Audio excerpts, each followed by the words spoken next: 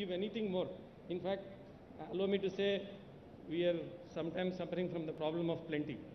So this is only to streamline certain issues. Electricity board anandi, water board anandi, OC 15 daysలో ఇవ్వాలి, 15 daysలో కాకుంటే 1-2 monthsలో ఇస్తారు. పవర్ వాటర్ తేవాలంటే 3 months పడుతుంది. So this is all in the spirit of TSB pass. 21 daysలో building permission వచ్చింది అనుకోండి, ఓసీతో సహా వాటర్ ఎలక్ట్రిక్ కనెక్షన్ కూడా రావాలి. సో అట్లా ఇంటిగ్రేట్ చేస్తే వాళ్ళను we should bring them into the gambit of TSB pass. They are out of it now. So ఇది ఒకటి మీ దృష్టికి తీసుకొస్తున్నాను sir. I think it can happen. అంటే మన స్టేట్ గవర్నమెంట్ ఏజెన్సీసే కాబట్టి it can happen.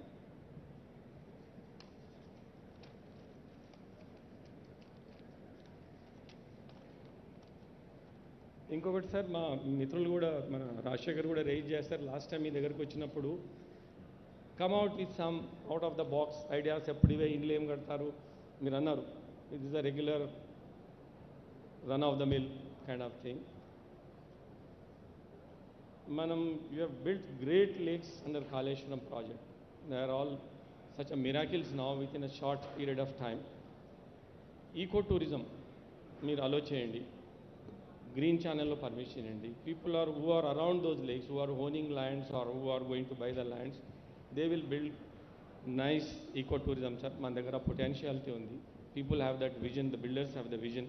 When we are going to other states to have these facilities, why not with us? మీ దృష్టిలో కూడా ఉంది. సీఎం గారు కూడా మొన్న అన్నారు, మీరు మన మీటింగ్లో సింగపూర్ తీసుకెళ్ళినారు నన్ను. సింగపూర్లో ఏముంది, చిన్న సిటీ, ఏదో సింహం బొమ్మలోంచి నీళ్ళు వస్తాయి, అక్కడ వచ్చి ఫోటో తీసుకోమన్నారని చెప్పి. But we have so much with us, so then we should fully exploit that sir. In fact if not Kerala, at least in south India after Kerala a state అంటే మన స్టేట్కి రావాలి. అట్లా చేయొచ్చు సార్. అన్ని లేక్స్ క్రియేట్ ఉన్నాయి, పాతవి కొత్తవి చాలా బ్రహ్మాండంగా ఉన్నాయి. దట్ ఆల్రెడీ ఒక రిప్రజెంటేషన్ కూడా ఇచ్చున్నాం సార్ మినిస్ట్రీకి. Please have a look at that. And ఈ పెరి అర్బన్ జోన్ ఒకటి సార్, అంటే మురళీకృష్ణారెడ్డి గారు చెప్పినప్పుడు, if we do not create that environment enabling rules లేకపోతే people violate sir, people violate. This is మన దగ్గర ఉన్నది. We generally violate rules, we like to violate rules. And allow me to say, my industry is a wild horse. And ఎంత రీనింగ్ చేసినా కూడా కొంచెం, plus మా RERA కూడా కొంచెం they are not very active. I think మీకు అర్థమవుతుంది. ఈ పెరి అర్బన్లో కూడా చుట్టుముట్టన్ని పెరి అర్బన్లు పెట్టారు. Peri urban is suitable for large land area ఉన్న కంట్రీస్. కెనడాలో తప్ప ఎక్కడ సక్సెస్ కాలేదు సార్. అక్కడ దే హ్యావ్ హ్యూజ్ ల్యాండ్. మనకంటే పాపులేషన్ 10%, 20% ఉండొచ్చు. మనకంటే డబుల్, ట్రిపుల్ ల్యాండ్ ఉంది, మీకు తెలుసు. అక్కడ లాంటివన్నీ తీసుకొచ్చి ఇక్కడ అతికిచ్చారు అప్పుడెప్పుడో మాస్టర్ ప్లాన్ చేసినప్పుడు. పెరి అర్బన్లో 400 గజాలు ఉంటే ఒక 100 గజాలని ఇల్లు కట్టుకోవాలి, 300 గజాలు వదిలేయాలి. అవుట్ సైడ్ ద సిటీ పోయినప్పుడు వై వుడ్ ఎనీబడి బిల్డ్ ఒక 25 గజాలలో ఒక కుటీరం కట్టుకొని ఉండలేడు sir.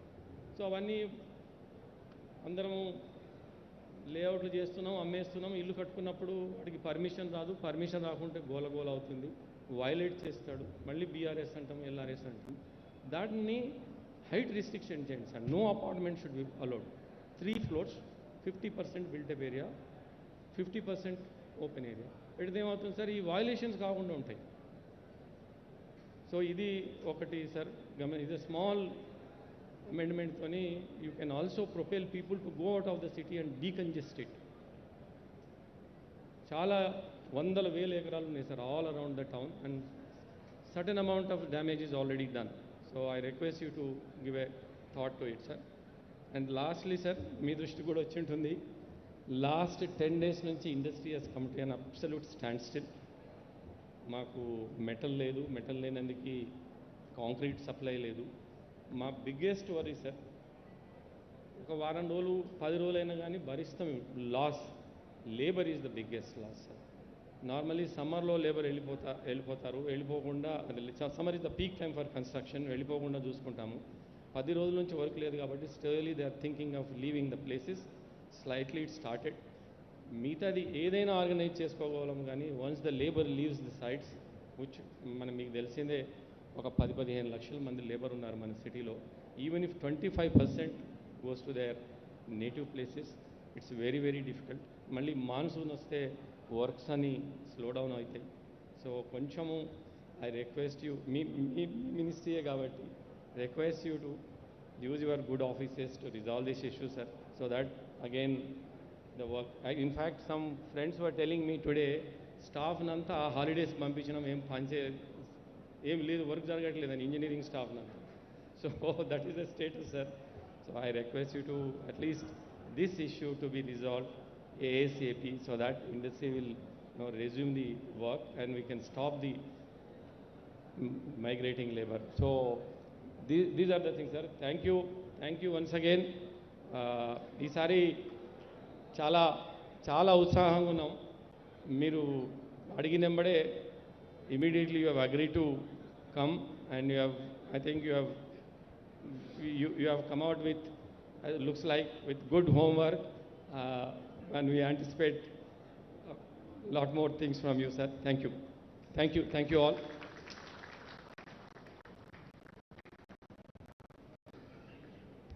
It was so nice to see in ways one visionary talking to another, very clearly charting out what things could be done to make sure we get to where we want to.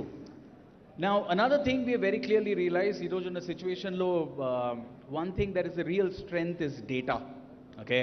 And to make sure that everybody has access to the right kind of data, today in the presence of our leaders, we're going to be launching an app, and the app is going to put together all the developers, all the builders on one single platform where it has all the GOs, all the regulatory practices, vendor information, and trust me, with this kind of ecosystem and app available, things are going to grow as well. So can we have the app on the big screen, please? Can we have the app on the big screen, please? Right, so we will be sharing the details of this app with everybody participating with us today. And please do download this app, register, because information is power, data is power, and we will make sure everybody in the real estate ecosystem gets access to the same kind of power. Thank you so much. Next, what I'm going to do is one of the most redundant jobs, irrelevant jobs for anybody who is in Hyderabad, because now I've been given the job of introducing somebody who requires no introduction at all. So I'm going to cut the chase and invite on stage Mr. KTR garu. All yours. Thank you.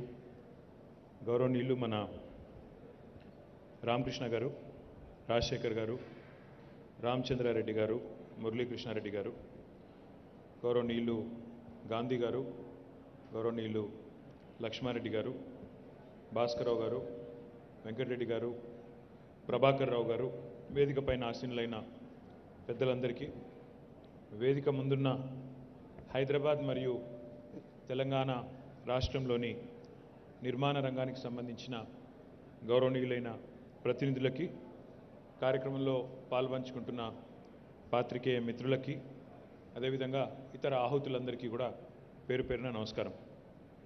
జనరల్గా క్రెడాయి మీటింగ్కి రావాలంటే కొంత భయం ఎందుకు వేస్తుందంటే, మీ వాళ్ళు చెప్పిందే చెప్పి, ఒకటికి నలుగురు చెప్పి, ఐదుగురు చెప్పి, అంటే ఒకసారి చెప్తే అర్థం కాదనుకుంటారో, లేకపోతే మరి ఒకసారి చెప్తే మాకు ఎక్కదనుకుంటారేమో, కానీ చెప్పిందే చెప్పి కొంత రామకృష్ణారావు గారు, రాజశేఖర్ గారు చేస్తూ ఉంటారు. అందుకే అప్పుడప్పుడు భయం వేస్తూ ఉంటుంది. But it's always a pleasure, because like you said Rajasekhar, చాలాసార్లు బిల్డర్స్, కన్స్ట్రక్షన్ ఇండస్ట్రీ అంటే నిజానికి ఈ దేశంలో చాలామందికి రకరకాల అభిప్రాయాలు ఉండొచ్చు, కానీ వాస్తవం ఏంటి అంటే భారతదేశంలో వ్యవసాయం తర్వాత అంతమందికి ఉపాధి కల్పిస్తున్నది ఖచ్చితంగా నిర్మాణ రంగం అనే మాట ఏ ప్రభుత్వమైనా ఏ ఒక్కరైనా ఒప్పుకోక తప్పదు. అందులో ఎవరికి అనుమానం కూడా అవసరం లేదు. ఎందుకంటే as a government we know ఎన్ని కన్స్ట్రక్షన్ సైట్స్ నేను పర్సనల్గా విజిట్ చేశానో కోవిడ్ సమయంలో నాకు కూడా తెలుసు. ఆ లేబర్ క్యాంప్స్ కానీ, అక్కడ ఉన్న లక్షలాది మంది ఇతర రాష్ట్రాల నుంచి ఇక్కడికి వచ్చి పాపం పొట్టకుట్టి కోసం ఇక్కడికి వచ్చిన వాళ్ళు కానీ, ఇవన్నీ కూడా అనుభవపూర్వకంగా చూసిన వాడిగా చెప్తా ఉన్నా. డెఫినెట్గా what you are doing is also in fact helping the nation without a question. ఒక నిర్మాణ రంగం విషయం, ప్రత్యేకంగా మీరు లేవనెత్తిన అంశాల విషయానికి వచ్చే ముందు మన రాష్ట్రం మన నగరం ఏ రకంగా గత 8 సంవత్సరాలుగా ముందుకు పోతున్నది, ఏమేం జరుగుతున్నది, భవిష్యత్తులో ఏం చేయాలనుకుంటున్నామో కూడా మీ ముందు పెట్టాల్సిన బాధ్యత నా మీద కూడా ఉంది. ఎందుకంటే ఈరోజు ఇక్కడ కేవలం క్రెడై హైదరాబాద్ మాత్రమే కాదు, క్రెడై తెలంగాణ మాత్రమే కాదు, ట్రెడా తెలంగాణ బిల్డర్ ఫెడరేషన్ సంబంధించిన పెద్దలు అందరూ కూడా ఉన్నారు కాబట్టి, ఇంకా ఇతర మిత్రులు కూడా ఉన్నారు కాబట్టి వారందరికీ కూడా కొన్ని విషయాలు మీతో పంచుకోవాలని నేను అనుకుంటా ఉన్నాను. మొదటిది, భారతదేశమే కాదు ఏ దేశమైనా అల్టిమేట్గా one thing is a fact. Mahatma Gandhi గారు ఎప్పుడో ఒకసారి అన్నారు, India lives in it's villages అని. భారతదేశం తన గ్రామాల్లో నివసిస్తుంది అనే మాట వారు అన్నారు. It is a fact. ఈరోజు కూడా 70% భారతదేశం గ్రామీణ ప్రాంతాల్లోనే ఉంది. కానీ India is run by it's towns and cities. భారతదేశంలోని సింహభాగం జనాభా గ్రామీణ ప్రాంతాల్లో ఆవాసం ఉంటున్నప్పటికీ వాస్తవం ఏంటంటే ఈ దేశాన్ని నడుపుతున్న ఎకనామిక్ ఇంజిన్, ఈ దేశాన్ని నడుపుతున్న ఎకనామిక్ మైట్ అండ్ పవర్ ఎక్కడి నుంచి వస్తుంది అంటే ఖచ్చితంగా మన పట్టణాల్లో ఉన్న, మన నగరాల్లో ఉన్న సంపద సృష్టించే రంగాల్లో, నిర్మాణ రంగం లాంటి రంగాల నుంచే ఈ సంపద అంతా కూడా వస్తూ ఉంది. అయితే ఇది ఒక ప్రభుత్వాలకు మాత్రం, రాష్ట్రాలకు మాత్రమే కాదు, దేశాలకు మాత్రమే కాదు, ప్రైవేట్ రంగంలో ఉండే కంపెనీలకు కూడా ఇదే వర్తిస్తుంది. ఒకసారి నేను మైక్రోసాఫ్ట్ CEO అండ్ ప్రస్తుత చైర్మన్ సత్య నాదెల్లా గారు హైదరాబాద్కి వచ్చినప్పుడు వారితో మాట్లాడుతుంటే చెప్పాను నేను, 45 to 50% of GSDP of Telangana actually comes from Hyderabad అని నేను వారితో అన్నాను. అంటే వారేమన్నారంటే మా పరిస్థితి కూడా దాదాపు సేమ్. మైక్రోసాఫ్ట్ 180-190 దేశాల్లో ఉంది, కానీ 80% of my revenue comes from 70 cities across the world. అంటే మాకు కూడా వచ్చే ఆదాయంలో, ఇన్కంలో, రెవెన్యూలో 80% ఆదాయం ప్రపంచవ్యాప్తంగా మేము 200 దేశాల్లో, 190 దేశాల్లో ఉన్నప్పటికీ మాకు కూడా 70 పట్టణాల నుంచే మాకు సింహభాగం రెవెన్యూ వస్తుందని వారు కూడా చెప్పడం జరిగింది. ఈ మాట ఎందుకు చెప్తున్నా అంటే, ఇప్పుడు మనం దేశం చూస్తే, మన భారతదేశమే చూస్తే, హైదరాబాద్ లాంటి నగరాలు భారతదేశంలో మనం వేళ్ల మీద లెక్క పెట్టవచ్చు. ఢిల్లీ, బాంబే, బెంగళూరు, హైదరాబాద్, చెన్నై, కోల్కతా, పూనా, ఇంకోటి చూస్తే అహ్మదాబాద్, ఇంకో 2-3 ఇట్లా చూస్తే టాప్ 10 తీసుకుంటే కూడా ఈ నగరాలే ఈరోజు భారతదేశానికి ప్రధానమైన ఆర్థిక శక్తులుగా, ఆర్థిక చోదక శక్తులుగా, ఎకనామిక్ హార్స్ పవర్, ఎకనామిక్ ఇంజన్స్గా భారతదేశాన్ని నడుపుతున్న నగరాలు. మరి ఈ నగరాలకు సంబంధించినంతవరకు నా లెక్కలు కాదు, గవర్నమెంట్ ఆఫ్ ఇండియా లెక్కలు తీసుకున్నా మీకు అదే చెప్తారు. ఈ నగరాలకు సంబంధించి మనం వీటిని కనుక సవ్యంగా కాపాడుకోకపోతే, ఈ నగరాల్లో పెరుగుతున్న జనాభా, పెరుగుతున్న అవకాశాలు, వీటన్నిటికీ తగ్గ విధంగా పెరుగుతున్న విస్తరణకు అనుకూలంగా మనం ఇన్ఫ్రాస్ట్రక్చర్ని కనుక పెంచుకోకపోతే, మౌలిక వసతులు కనుక పెంచుకోకపోతే, we'll fail as a nation, not as a state, not as a city, but we'll fail as a nation. And I say this with a lot of concern. ఎందుకంటే మన నగరాలు ఏవైతే ఈరోజు ఉన్నాయో, హైదరాబాద్ లాంటి నగరం ఫర్ ఎగ్జాంపుల్, కేవలం హైదరాబాద్ ఇన్సిడెంటలీ భౌగోళికంగా తెలంగాణలో ఉండొచ్చు, మన రాజధాని కావచ్చు, but Hyderabad is a city that belongs to the country. Hyderabad is a city that has global aspiration. హైదరాబాద్కి ప్రపంచ స్థాయి నగరంగా ఎదగాలి అనే ఒక ఆకాంక్ష ఉంది. హైదరాబాద్ లాంటి నగరంలో ఈరోజు దేశంలోని అన్ని రాష్ట్రాలు, అన్ని ప్రాంతాల నుంచి వచ్చి ఇక్కడ స్థిరపడ్డ వాళ్ళు ఉన్నారు. ఇక్కడ ఉద్యోగ అవకాశాలు కానీ, ఉపాధి అవకాశాలు కానీ, వైద్యం కానీ, విద్య కానీ, వైద్యం కోసం అయితే మన దగ్గరికి దాదాపు 60-70 దేశాల నుంచి వస్తున్నారు. మిడిల్ ఈస్టర్న్ కంట్రీస్ కానీ, ఆఫ్రికన్ కంట్రీస్ కానీ, ఎక్కడెక్కడి నుంచో వస్తూ ఉన్నారు. నిన్న రాత్రి మన ముఖ్యమంత్రి కేసీఆర్ గారిని కలవడానికి జార్ఖండ్ ముఖ్యమంత్రి గారు వచ్చారు, హేమంత్ సోరెన్ గారు. ఆయన చెప్తున్నారు, వాళ్ళ మదర్, వాళ్ళ సొంత తల్లి, వారికి ఇక్కడే మన ఏఐజీ హాస్పిటల్లో నాగేశ్వర రెడ్డి గారి ఆధ్వర్యంలో వారికి కూడా ఇక్కడే ట్రీట్మెంట్ నడుస్తూ ఉంది. ఆయన చెప్తున్నాడు, నేను కలవడానికి వచ్చినప్పుడు, సార్ నేను ఇక్కడికి వచ్చి మా మదర్ కోసం నేను హాస్పిటల్ పోయాను, అక్కడ చాలామంది మా జార్ఖండ్ వాళ్ళు, మా కాన్స్టిట్యున్సీ వాళ్ళు కనబడ్డారు, వాళ్ళందరూ వచ్చి పలకరిస్తున్నారు. అంటే హైదరాబాద్ అనేది హెల్త్ హబ్గా లేదా ఎడ్యుకేషన్ హబ్గా కేవలం మన రాష్ట్రం వాళ్ళకే లేదు. మీరు కోవిడ్ సమయంలో కూడా మీరు చూసే ఉంటారు, చుట్టుపక్కల ఉండే ఒక 5-6 రాష్ట్రాల పేషెంట్స్, కోవిడ్ పేషెంట్స్ మన దగ్గరికి వచ్చినారు. ఛత్తీస్గఢ్ కావచ్చు, పార్ట్ ఆఫ్ మహారాష్ట్ర కావచ్చు, పార్ట్ ఆఫ్ కర్ణాటక కావచ్చు, ఆంధ్ర కావచ్చు, తెలంగాణ కావచ్చు, ఈ 5 రాష్ట్రాలకు సంబంధించిన వేలాది మంది కోవిడ్ పేషెంట్స్ కూడా హైదరాబాద్లో ఉండే ఆధునికమైన వైద్య సదుపాయాల వల్ల ఇక్కడికే వచ్చే ప్రయత్నం కూడా చేసినారు. ఎందుకు చెప్తా ఉన్నా ఈ మాట అంటే all these important urban hubs, urban agglomerations, they are the treasure of the nation. ఇవి జాతి సంపద. వీటిని కనుక మనం సవ్యంగా కాపాడుకోకపోతే, వీటిల్లో కావాల్సిన వసతులు సౌకర్యాలు కల్పించకపోతే we are doing a great disservice to the nation. గౌరవ ముఖ్యమంత్రి కేసీఆర్ గారు ప్రధానమంత్రి నరేంద్ర మోదీ గారిని 2014-15 ఆ ప్రాంతంలో కలిసినప్పుడు వారికి ఒక విజ్ఞప్తి చేశారు. ఏమన్నారంటే, భారతదేశంలో ఇప్పుడు నేను చెప్పినట్టే టాప్ 10 సిటీస్ ఏంటి, భారతదేశంలో మున్సిపాలిటీలు, మున్సిపల్ కార్పొరేషన్లు తీసుకుంటే 6,000 పైన ఉంటాయి. వాటన్నిటి జోలికి పోకుండా మనం ఈ దేశంలో సంపద ఎక్కడ సృష్టించబడుతున్నది, ఎక్కడ ఆర్థికంగా మరి ఈ దేశానికి సంపద ఉత్పత్తి అవుతున్నది, ఏ నగరాల్లో అయితే ఈ టాప్ 10, టాప్ 15 లేదా టాప్ 20 నగరాలు ఉన్నాయో వాటిలో పెరుగుతున్న అవసరాలేంటి, వాటిలో ప్రస్తుతం ఉన్న పరిస్థితులు ఏంటి, వాటిని ఏ రకంగా కాపాడుకోవాలనే విజన్ మనకి లేకపోతే దేశం నష్టపోతుంది మోడీ గారు. కాబట్టి మీరు హైదరాబాద్ లాంటి నగరం కోసం సంవత్సరానికి హైదరాబాద్ కానీ, బెంగళూరు కానీ, ఢిల్లీ కానీ, చెన్నై కానీ, ఇంకోటి కానీ సంవత్సరానికి కేంద్ర ప్రభుత్వం నుంచి ఖచ్చితంగా ఒక 10,000-15,000 కోట్ల ఒక భారీ మొత్తం ఇట్లాంటి నగరాలకు ఇస్తేనే, దానికి అవసరమైతే కండిషన్ పెట్టండి, మేము 10,000 కోట్లు ఇస్తాం, మీరు కూడా రాష్ట్ర ప్రభుత్వం 10,000 కోట్లు ఇవ్వండి అనే కండిషన్ పెట్టి ఆ రకంగా ఒక 5 ఏళ్ల పాటు డ్రైవ్ చేస్తే తప్ప ఈ దేశం మనం అనుకున్నంత వేగంగా ముందుకు పోదు అని చెప్పి చూశారు.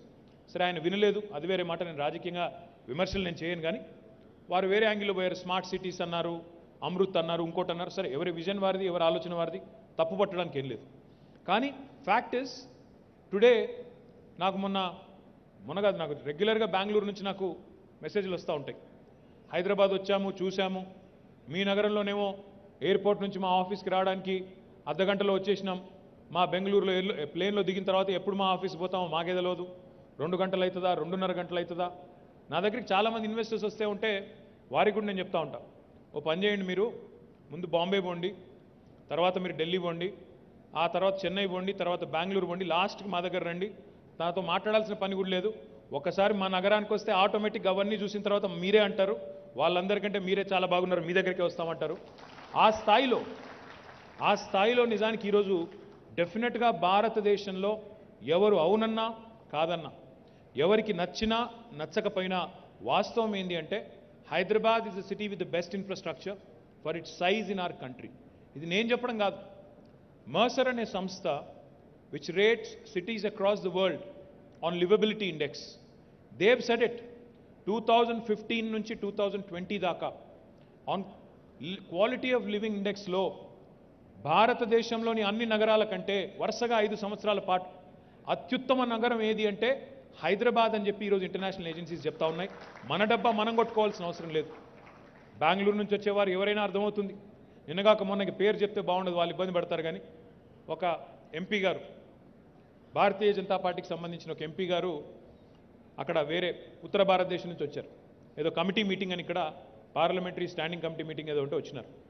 వచ్చిన తర్వాత వారు ప్రైవేట్ సంభాషణలో పక్కకు పోయి టీ తాగుతుంటే చెప్తున్నారు, నేను ఇక్కడ మీ కోహినూర్ హోటల్లో ఉన్నాను, మా చుట్టాలు అక్కడెక్కడో అక్కడ కింద అటు మాదాపూర్ ఎక్కడ చెప్పారు అక్కడెక్కడో ఉన్నారు, 7 మినిట్స్లో వెళ్ళిపోయాను, మా దగ్గర మీలాగా ఫ్లైఓవర్లు లేవు, మా దగ్గర మీలాగా రోడ్స్ లేవు, మా దగ్గర మీలాగా సిస్టమ్స్ లేవు, ఇన్ఫ్రాస్ట్రక్చర్ లేదని చెప్తా ఉన్నారు. సరే, బయటకు వచ్చి మళ్ళీ విమర్శించారు, అది వేరే విషయం అనుకోండి.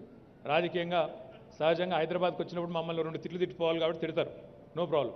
కానీ వాస్తవం ఏమంటే ఇతర నగరాలకి, ఇతర రాష్ట్రాలకి పోయి మన నగరానికి తిరిగి వస్తేనే అప్రిషియేట్ చేస్తారు. నా ఫ్రెండ్ ఒక ఆయన ఉన్నారు, ఆయన సంక్రాంతికి పక్క రాష్ట్రానికి పోయారు, వాళ్ళకి అక్కడ తోటలు ఉన్నాయి, ఇల్లు ఉంది, అక్కడ పోయారు. పోయి వచ్చిన తర్వాత నాకు ఫోన్ చేశారు. ఫోన్ చేసి, కేటీఆర్ గారు మీరు ఒక పని చేయండి, మీ దగ్గర మీ రాష్ట్రం నుండి ప్రతి గ్రామం నుంచో 4 బస్సులు పెట్టి పక్క రాష్ట్రాలకు పంపేయండి సార్. ఎందుకండి అన్న. ఏం లేదు సార్, నేను పోయాను 4 రోజులు ఉన్నాను సంక్రాంతికి, మా ఊళ్ళో కరెంటు లేదు, నీళ్లు లేవు, రోడ్లు ధ్వంసం అయిపోయి ఉన్నాయి, అన్యాయంగా అధ్వానంగా ఉంది, మళ్ళీ తిరిగి వచ్చినాకనే నాకు ఊపిరి పీల్చుకున్నట్టుంది. ఇప్పుడు మీరు పని చేయండి, మన వాళ్ళందరినీ అక్కడ పంపండి, అప్పుడు తెలిసి వస్తుంది మన విలువ ఏంటో, మన ప్రభుత్వం చేస్తున్నది ఏంటో అని ఆయన కూడా చెప్పారు.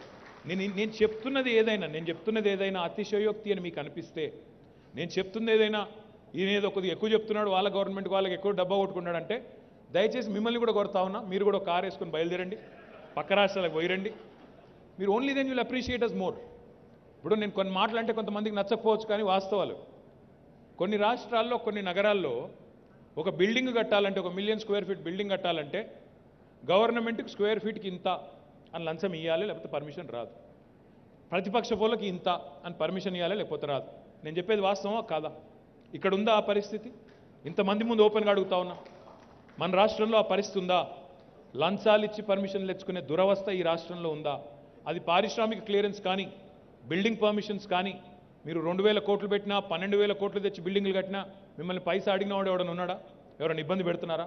నేనేమంటున్నా అంటే, ఇంత పారదర్శకంగా, ఇంత వేగంగా, ఇంత పురోగమనంగా, ఇంత ప్రోగ్రెసివ్గా, ఇంత ప్రగతిశీలంగా ఆలోచించే రాష్ట్రం, ఆలోచించే నాయకత్వం. నేను హైదరాబాద్లోనే పెరిగిన వాడిని. ఇక్కడే 7, 8, 9, 10 అంతా ఇక్కడే చదువుకున్నా. 7th, 8th, 9th and 10th. Erram Manzil కాలనీలో ఉండేది నేను, అక్కడ మన హైదరాబాద్ దగ్గర. చాలాసార్లు నేను అసెంబ్లీలో కూడా చెప్పాను, మా కాంగ్రెస్ వాళ్ళు బాధపడింటారు మిత్రులు, కానీ అక్కడ కూడా చెప్పిన నేను. ఆ ఎర్రమంజిల్ కాలనీలో బయలుదేరి మేము పోయేటప్పుడు కరెక్ట్గా ఆ ఖైరతాబాద్ దగ్గరికి వచ్చేసరికి, ఆ జలమండలి ఆఫీస్ దగ్గరికి వచ్చేసరికి ట్రాఫిక్ జామ్. ఎండాకాలం వచ్చిందంటే, ఏప్రిల్ ఈ టైం వచ్చిందంటే ఖాళీ కుండలు, ఖాళీ బిందెలు, ధర్నాలు. మంచినీళ్ళ కోసం నానా తిప్పలు, గోల, అవస్థ. ఉందా ఈరోజు ఆ పరిస్థితి హైదరాబాద్లో?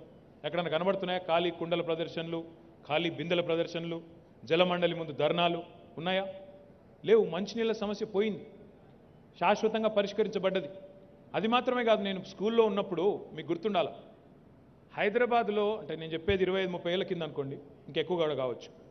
హైదరాబాద్లో ప్రతి సంవత్సరం ఏదో పండుగ వచ్చిందంటే పంచాయతీ, గ్యారంటీ 1 వీక్ కర్ఫ్యూ, ఏదో పంచాయతీ, ఏదో పనికి మళ్ళీ పంచాయతీ. వీడు వాడిని తిట్టడం, వాడిని వీడి తిట్టడం, వాడు వీడిని కొట్టుకోవడం, వీడు వాడిని కొట్టుకోవడం. మొత్తానికి 1 వారం రోజులు స్కూల్కి అయితే హాలిడేస్ ఉండేది. ఇప్పుడు పిల్లలు మమ్మల్ని తిట్టుకుంటున్నారు, స్కూల్కి హాలిడేస్ వస్తలేవని. కర్ఫ్యూ లేదు, పంచాయతీలు లేవు, ఆంధ్ర తెలంగాణ గొడవ లేదు, అయిపోతాయి అన్నారు. అవుతున్నాయి ఏమన్నా? ఎక్కడన్నా 8 ఏళ్లలో చిన్న సమస్య, చిన్న ఇబ్బంది ఎవరికైనా వచ్చిందా? ఏదైనా డిస్క్రిమినేషన్ ఉందా? ఏ పంచాయతీ లేదు. కుల పంచాయతీ లేదు, మత పంచాయతీ లేదు, ప్రాంతం పంచాయతీ లేదు. బ్రహ్మాండంగా హైదరాబాద్, నేను అన్నట్టు భారతదేశానికి కాదు, ఇతర దేశాల నుంచి వచ్చేవారికి కూడా ఆతిథ్యం ఇస్తూ, చక్కగా అందరినీ కడుపులో పెట్టుకుంటూ, వేరే రాష్ట్రాల నుంచి వచ్చే కూలీ చేసుకోవడానికి వచ్చే బిడ్డల్ని కూడా కడుపులో పెట్టుకుంటూ, బ్రహ్మాండంగా శాంతి భద్రతలను కూడా గౌరవ ముఖ్యమంత్రి గారి నాయకత్వంలో నిర్వహిస్తూ ముందుకు పోతున్నాం కాబట్టే పెరుగుతూ ఉన్నాం, వేరేదేమీ కాదు. ఇన్ని పనులు ఒకటేసారి కోయిన్సైడ్ అయ్యి, ఒక ఏబుల్ లీడర్ కేసీఆర్ గారి రూపంలో, stable government, law and order ఎఫిషియెంట్గా ఉంది, మంచినీళ్ళు బాగున్నాయి, కరెంటు చక్కగా ఉంది, రేట్లు పెరుగుతున్నాయి. సరే, ఇక రేట్లు పెరుగుతున్నాయంటే మళ్ళీ మీ వాళ్ళు ఇందాకేదో చెప్పారు, దాని గురించి మాట్లాడతా ఒక నిమిషం తర్వాత. అన్నీ కూడా బాగున్నాయి కాబట్టే నిర్మాణ రంగం పెరుగుతోంది, ఐటీ రంగం పెరుగుతోంది. ఇవన్నింటికి మించి ఒక మాట దయచేసి ఇక్కడ వచ్చిన మిత్రులు ఆలోచించమని నేను కోరుతా ఉన్నాను. జనరల్గా ఏదైనా గవర్నమెంట్ ఉంటే ఏదో ఒక ఫోకసే ఉంటుంది. చంద్రబాబు నాయుడు గారు ఉన్నారు, గతంలో 2004 వరకు ఆయన ఉన్నారు. ఆయన ఉన్నప్పుడు ఎక్కువ ఫోకస్ బిజినెస్ మీద ఉండేది, ఐటీ ఇండస్ట్రీ, దానికి సంబంధించి ముఖ్యమంత్రి గారి ఫోకస్ కానీ, ఆ గవర్నమెంట్ ఫోకస్ కానీ అటువైపు ఎక్కువ ఉండేది. తర్వాత రాజశేఖర రెడ్డి గారు వచ్చినారు. రాజశేఖర రెడ్డి గారు వచ్చిన తర్వాత వ్యవసాయం, గ్రామీణ ప్రాంతాలు, పూర్ అంటే ఆయన యాజ్ ఎ లీడర్, ఆయన విజన్ అది. నేను వ్యవసాయము, గ్రామీణ ప్రాంతాలు, వాటి మీద దృష్టి పెట్టే ముఖ్యమంత్రిగా ఆయన పేరు తెచ్చుకున్నారు.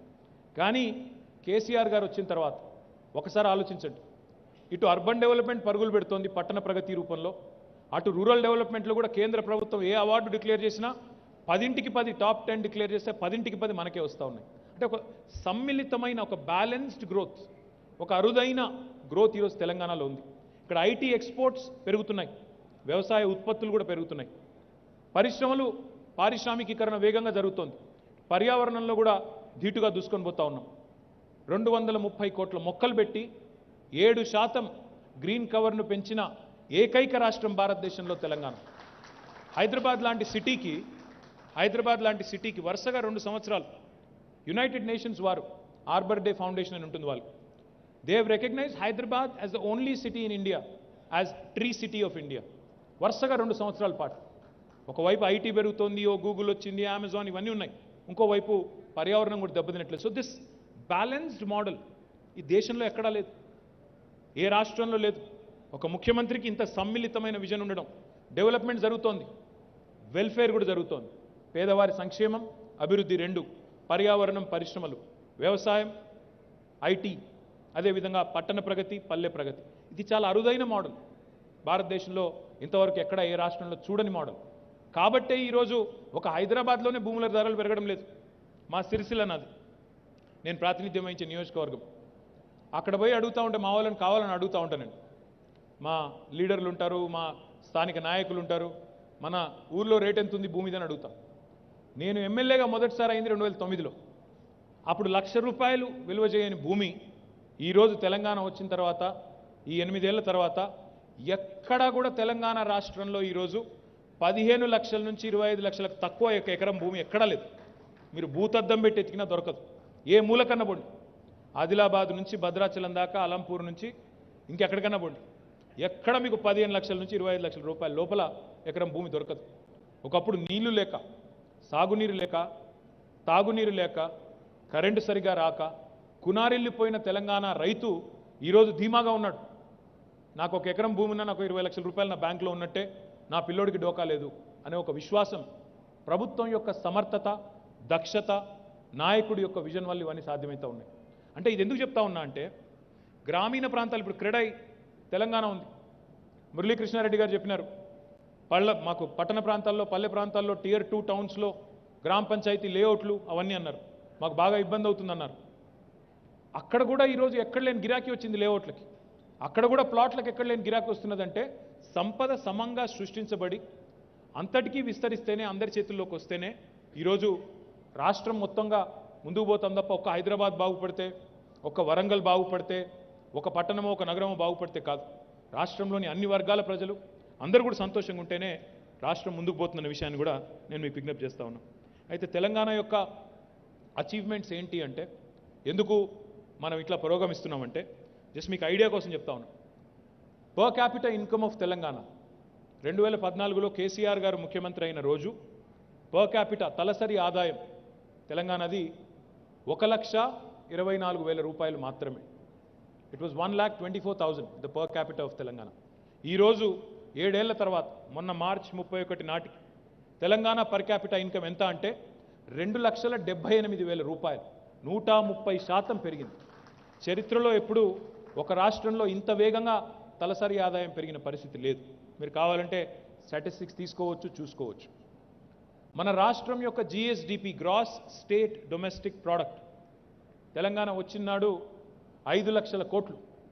ఈరోజు 7 ఏళ్ల తర్వాత 11,55,000 కోట్లు, 128%, 130% పెరిగి 11,55,000 కోట్లు అయింది. తెలంగాణ భౌగోళికంగా చూస్తే, జియోగ్రాఫికల్గా చూస్తే, we're 11th largest state in India. మొత్తం 28 స్టేట్స్లో Telangana is 11th largest geographically. Population పరంగా చూస్తే వేర్ 12th లార్జెస్ట్, 12వ అతిపెద్ద రాష్ట్రం. కానీ RBI రిపోర్ట్ ప్రకారం, reserve bank of India report ప్రకారం, we are the 4th largest contributor to India's economy. అంటే మనకంటే పెద్దవాళ్ళు 7-8 మంది కంటే మనం ఈ దేశానికి ఎక్కువ దోహదపడుతున్నాం, ఈ దేశ పురోగమనానికి, అభివృద్ధికి ఎక్కువ కాంట్రిబ్యూట్ చేస్తూ ఉన్నాం. పర్సంటేజ్ టర్మ్స్లో చెప్పాలంటే we're only 2.5% of India's population. 140 కోట్ల భారతదేశంలో మనం 4 కోట్లు మాత్రమే. కానీ we contribute to 5% of India's GDP. Literally ఒక 50 కిలోల బాక్సర్ కదా 100 కిలోల బాక్సర్తో కొట్లాడితే ఎట్లా ఉంటుందో, we're punching double our weight. That is Telangana for you. ఇది చిన్న విషయం కాదు. ఊరికేనే ఆషామాషిగా 4 డైలాగులు కొడితే, ఇప్పుడు మీరు ఇక్కడ రాశారు హోమ్ ఫర్ ఎవ్రీ వన్ అన్నారు. ఒక పెద్ద ఆయన కూడా అన్నాడు హౌసింగ్ ఫర్ ఆల్ బై 2022 అన్నాడు. నేను చెప్పా పేరు, మళ్ళీ చెప్తే మీరు కూర్చున్న వాళ్ళు ఎవరో ఏందో, మీకు ఎవరెవరితో సంబంధాలు ఉన్నాయో నాకు తెలియదు. కొంతమంది అక్కడి నుంచి ఇక్కడి నుంచి పోటీ చేసే వాళ్ళు కూడా ఉన్నారు. హౌసింగ్ ఫర్ ఆల్, అందమైన నినాదం, చక్కటి ఉద్దేశం. అయిందా? జరిగిందా? డైలాగులతో ఏమవుతుంది? ఊకదంపుడు ఉపన్యాసాలు, డైలాగులు ఉదరగొట్టడం, పేపర్లలో కనబడడం, వీటితో అయిపోవు పనులు. 2022 కల్లా ఫార్మర్ ఇన్కమ్ డబల్ అన్నారు. ఏడ డబల్ అయింది? గుజరాత్లో అయిందా, మహారాష్ట్రలో అయిందా, ఏ ఊర్లో అయిందో చూపెడితే నేను కూడా వస్తా. 2022 కల్లా బుల్లెట్ రైలు ఉరుకుతాయి దేశంలో అన్నారు.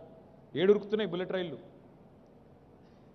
అంటే బాగుండదు. ఇంకా చెప్పాలంటే చాలా ఉంది. 15 लाख దేతం నోటికి ఏది పడితే చెప్పారు.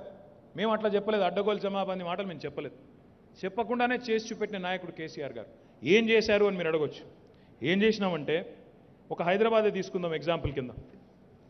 హైదరాబాద్లో మేము బాధ్యతలు చేపట్టినాడు కరెంటు పరిస్థితి ఏందో నాకంటే బాగా మీకే తెలుసు. The total installed capacity power capacity in the state of Telangana was 7,600 megawatts. Demand was 9,000+ megawatts. అంటే అప్పటికే కష్టాల్లో మన ప్రయాణం ప్రారంభమైంది. చాలా ఇబ్బందుల్లో మనం డిమాండ్ ఎక్కువ సప్లై తక్కువ ఉండి ఒక కునారిల్లిపోయిన పరిస్థితుల్లో విద్యుత్ సంక్షోభంలో తెలంగాణ ప్రయాణం ప్రారంభమైంది. విద్యుత్ సంక్షోభం అంటే హైదరాబాద్లో అపార్ట్మెంట్లలో ఇన్వర్టర్లు జనరేటర్లు మాత్రమే కాదు. గ్రామాల్లో తెలంగాణలో ఇక్కడ తెలంగాణ నుంచి ఉన్నవారు అందరికీ తెలుసు, గ్రామాల్లో వ్యవసాయం చేసే వాళ్ళకి తెలుసు. 25 లక్షల బోర్వెల్స్ ట్యూబ్వెల్స్ ఉంటాయి. ఇక మా రాజశేఖర్ కరీంనగర్ ఆయన గరికే 25 లక్షల బోర్వెల్స్ ట్యూబ్వెల్స్. తెలంగాణ రైతులు 50,000 కోట్లు ఖర్చు పెట్టేసిన వాళ్ళు ఉన్నారు. వాళ్ళకి కరెంట్ రాదు, భూమిలో నీళ్లుండవు. మా సిరిసిల్ల 800 ఫీట్లు కొడితే నీళ్లు పడవు, 600 ఫీట్లు కొడితే నీళ్లు పడవు. కొన్ని ప్రాంతాల్లో మెట్ట ప్రాంతాలు, దుర్భిక్ష ప్రాంతాలు. అట్లాంటి ప్రాంతాల్లో ముందే నీళ్లు లేవంటే, ముందే బోర్బాయిల మీద ఆధారపడి వ్యవసాయం చేస్తుంటే కరెంట్ ఇయ్యక ఇబ్బంది పెట్టిన పరిస్థితి. కావాలంటే కరెంట్ దొరకదు ఆనాటి పరిస్థితి. ఇంతలో పక్కన 7 మండలాలలో తెలంగాణకు సంబంధించిన 7 మండలాలు తీసుకొని పక్కకు ఆంధ్రాలో కలిపేసినారు. ఆ 7 మండలాల్లో లోవర్ సీలేరు అనే ఒక పవర్ జనరేటింగ్ స్టేషన్ కూడా ఉండే 450 megawatts. అది కూడా పోయింది. అప్పటికే నష్టాల్లో ఉన్నాం, అప్పటికే ఇబ్బందుల్లో ఉన్నామంటే ఇంకో మెగా మన పవర్ జనరేటింగ్ స్టేషన్ కూడా పోయింది. ఇది ఆ రోజు మన పరిస్థితి. వితిన్ 6 to 8 months కేసీఆర్ గారి దక్షత, ఆయన సమర్థత, ఆయనకు ప్రజల కష్టాలు తెలుసు, రైతుల కష్టాలు తెలుసు కాబట్టి వితిన్ 6 months పవర్ సమస్యను పరిష్కరించి ఈరోజు మనం గర్వంగా చెప్పుకోవచ్చు భారతదేశంలోని ఏ రాష్ట్రం వారికైనా 24 గంటల కరెంటు వ్యవసాయానికి ఉచితంగా ఇస్తున్న ఏకైక రాష్ట్రం తెలంగాణ అని గర్వంగా కాలర్ ఎగరేసి చెప్పే పరిస్థితి వచ్చింది కేసీఆర్ గారు.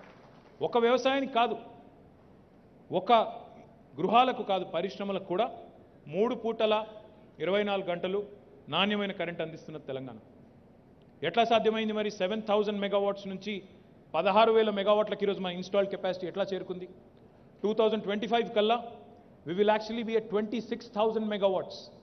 ఎట్లా అయింది ఇది? ఎందుకంటే ఆ లీడర్కి ఆ కమిట్మెంట్ ఉండాలి. డైలాగులు కొట్టి ఆడికి అయిపోతే నడవదు. డైలాగ్ కొట్టి చూమంతరంటే అయిపోదు మ్యాజిక్. ఎవరి దగ్గర అల్లావుద్దీన్ అద్భుత దీపాలు మంత్రదండాలు ఎవరి దగ్గర ఉండవు. పని చేయాలి, ఒళ్ళు వంచాలి, బుర్ర పెట్టాలి, దానికి రిసోర్సెస్ అన్నింటినీ కూడగట్టాలి, అయితేనే పని అవుతుంది. అది కేసీఆర్ గారు చేసినారు. అది మాత్రమే కాదు, ఇప్పుడే నేను చెప్పాను, దయచేసి నేను క్రీడాయి మిత్రుల్ని కోరుతా ఉన్నా, కొన్ని సందర్భాల్లో కొన్ని విషయాలు అంటే బాధ అనిపిస్తుంది. ఈరోజు మీరు హైదరాబాద్లోని మీరు ఏ కన్స్ట్రక్షన్ సైట్ కన్నా పోదాం, ఎక్కడికైనా పోదాం, దాదాపు నాకు తెలిసి 60-70% ఆఫ్ ద వర్కర్స్ దేర్, 60-70% మంది కూలీలు కానీ, ఒక ఫినిష్డ్ బిల్డింగ్లో కార్పెంటరీ వర్క్ చేసేవాళ్ళు కానీ, లేదా ఎవరైనా ఇంటీరియర్ చేయించుకుంటుంటే ఆ సోఫాలు కుట్టేవాళ్ళు, సోఫాలు చేసేవాళ్ళు కానీ 60-70-80% మంది తెలుగు వాళ్ళు ఉండరు, వేరే రాష్ట్రాల నుంచి ఉంటారు. జార్ఖండ్, ఒడిస్సా, బీహారు, బెంగాలు, రాజస్థాను, ఇంకేనో తప్ప. నేను చెప్పేది కరెక్టే కదా మీకే తెలుసు. మనవాడు ఏం చేస్తున్నాడు? మనవాడు మా సిరిసిల్లకి వెళ్ళి, కామారెడ్డికి వెళ్ళి, కరీంనగర్కి వెళ్ళి, నిర్మల్కి వెళ్ళి ఏడిపోతుండు, దుబాయ్కి పోతాడు, కువైట్ పోతాడు, ఖతార్ పోతాడు. అక్కడేం సంపాదిస్తున్నారో నాయన, పిల్లలకి దూరంగా ఉండి, తల్లిదండ్రులకు దూరంగా ఉండి అంటే ఎర్రటి ఎండల్లో నానా అవస్థలు పడుతూ నేను చూసిన, అక్కడ కూడా లేబర్ క్యాంపులు చూసిన పోయి, అందుకే చెప్తున్నా. ఎంత సంపాదిస్తారంటే నెలకి తిప్పి కొడితే 20-25 వేలు వస్తాయి ఆడ కూడా. ఇక్కడ అంతకంటే ఎక్కువ సంపాదించుకునే అవకాశం ఉంది. సొంత ఇంట్లో, సొంత రాష్ట్రంలో నిక్షేపంలో పనిచేసే అవకాశం ఉంది. కానీ ఎక్కడో మిస్ మ్యాచ్ ఉంది. హైదరాబాద్లోనేమో మన దగ్గరికి వేరే రాష్ట్రం వాళ్ళు వచ్చి పనిచేస్తారు, మన కరీంనగరోడు, మన కామారెడ్డిోడు, మన నిర్మలోడు, మన నిజామాబాదోడేమో దుబాయ్లో, గల్ఫ్లో పోయి పనిచేస్తాడు. ఇదే పని, మళ్ళీ వేరే పని కూడా కాదు, సేమ్ పని, ఇదే సెంటరింగ్ పని, ఇదే నిర్మాణ రంగ పని అక్కడ చేస్తున్నాడు. నేను అందుకే క్రీడాయి మిత్రుల్ని కోరుతా ఉన్నా, మీరు అందమైన ప్రాపర్టీ షోలు పెడతారు, చక్కటి స్టాల్స్ పెడతారు, చాలా సంతోషం. I think you do a great job of that. I request you, we'll collaborate with you as a government. మేము మీతో ముందుకు వస్తాం. మీరు క్రెడై హైదరాబాదా, ట్రెడానా, బిల్డర్ ఫెడరేషనా, లేకపోతే క్రెడై తెలంగాణ మీరు డిసైడ్ చేసుకోండి. మీరు ముందుకు వస్తే let us actually together launch a nice training institute, a skilling institute to create our own workforce right in our own state. మన రాష్ట్రంలో మన పిల్లలకి ఇక్కడే కాన్ఫిడెన్స్ ఇచ్చే విధంగా. కాన్ఫిడెన్స్ ఎట్లా వస్తుందండి? ఇప్పుడు నేను ట్రైనింగ్ ఇస్తాను, నేనే తీసుకుంటాను అనుకోండి, నీకు నేను ట్రైనింగ్ ఇచ్చి నేనే అబ్జర్వ్ చేసుకుంటా, నా దానిలోనే పెట్టుకుంటా, నా కంపెనీలో పెట్టుకుంటా అంటే వస్తారు. ట్రైనింగ్ ఇచ్చిన తర్వాత కూడా నాకు జాబ్ వస్తుందో రాదో, మళ్ళీ రోడ్లు పట్టుకొని తిరగాలో అంటే ఎవరు రారు.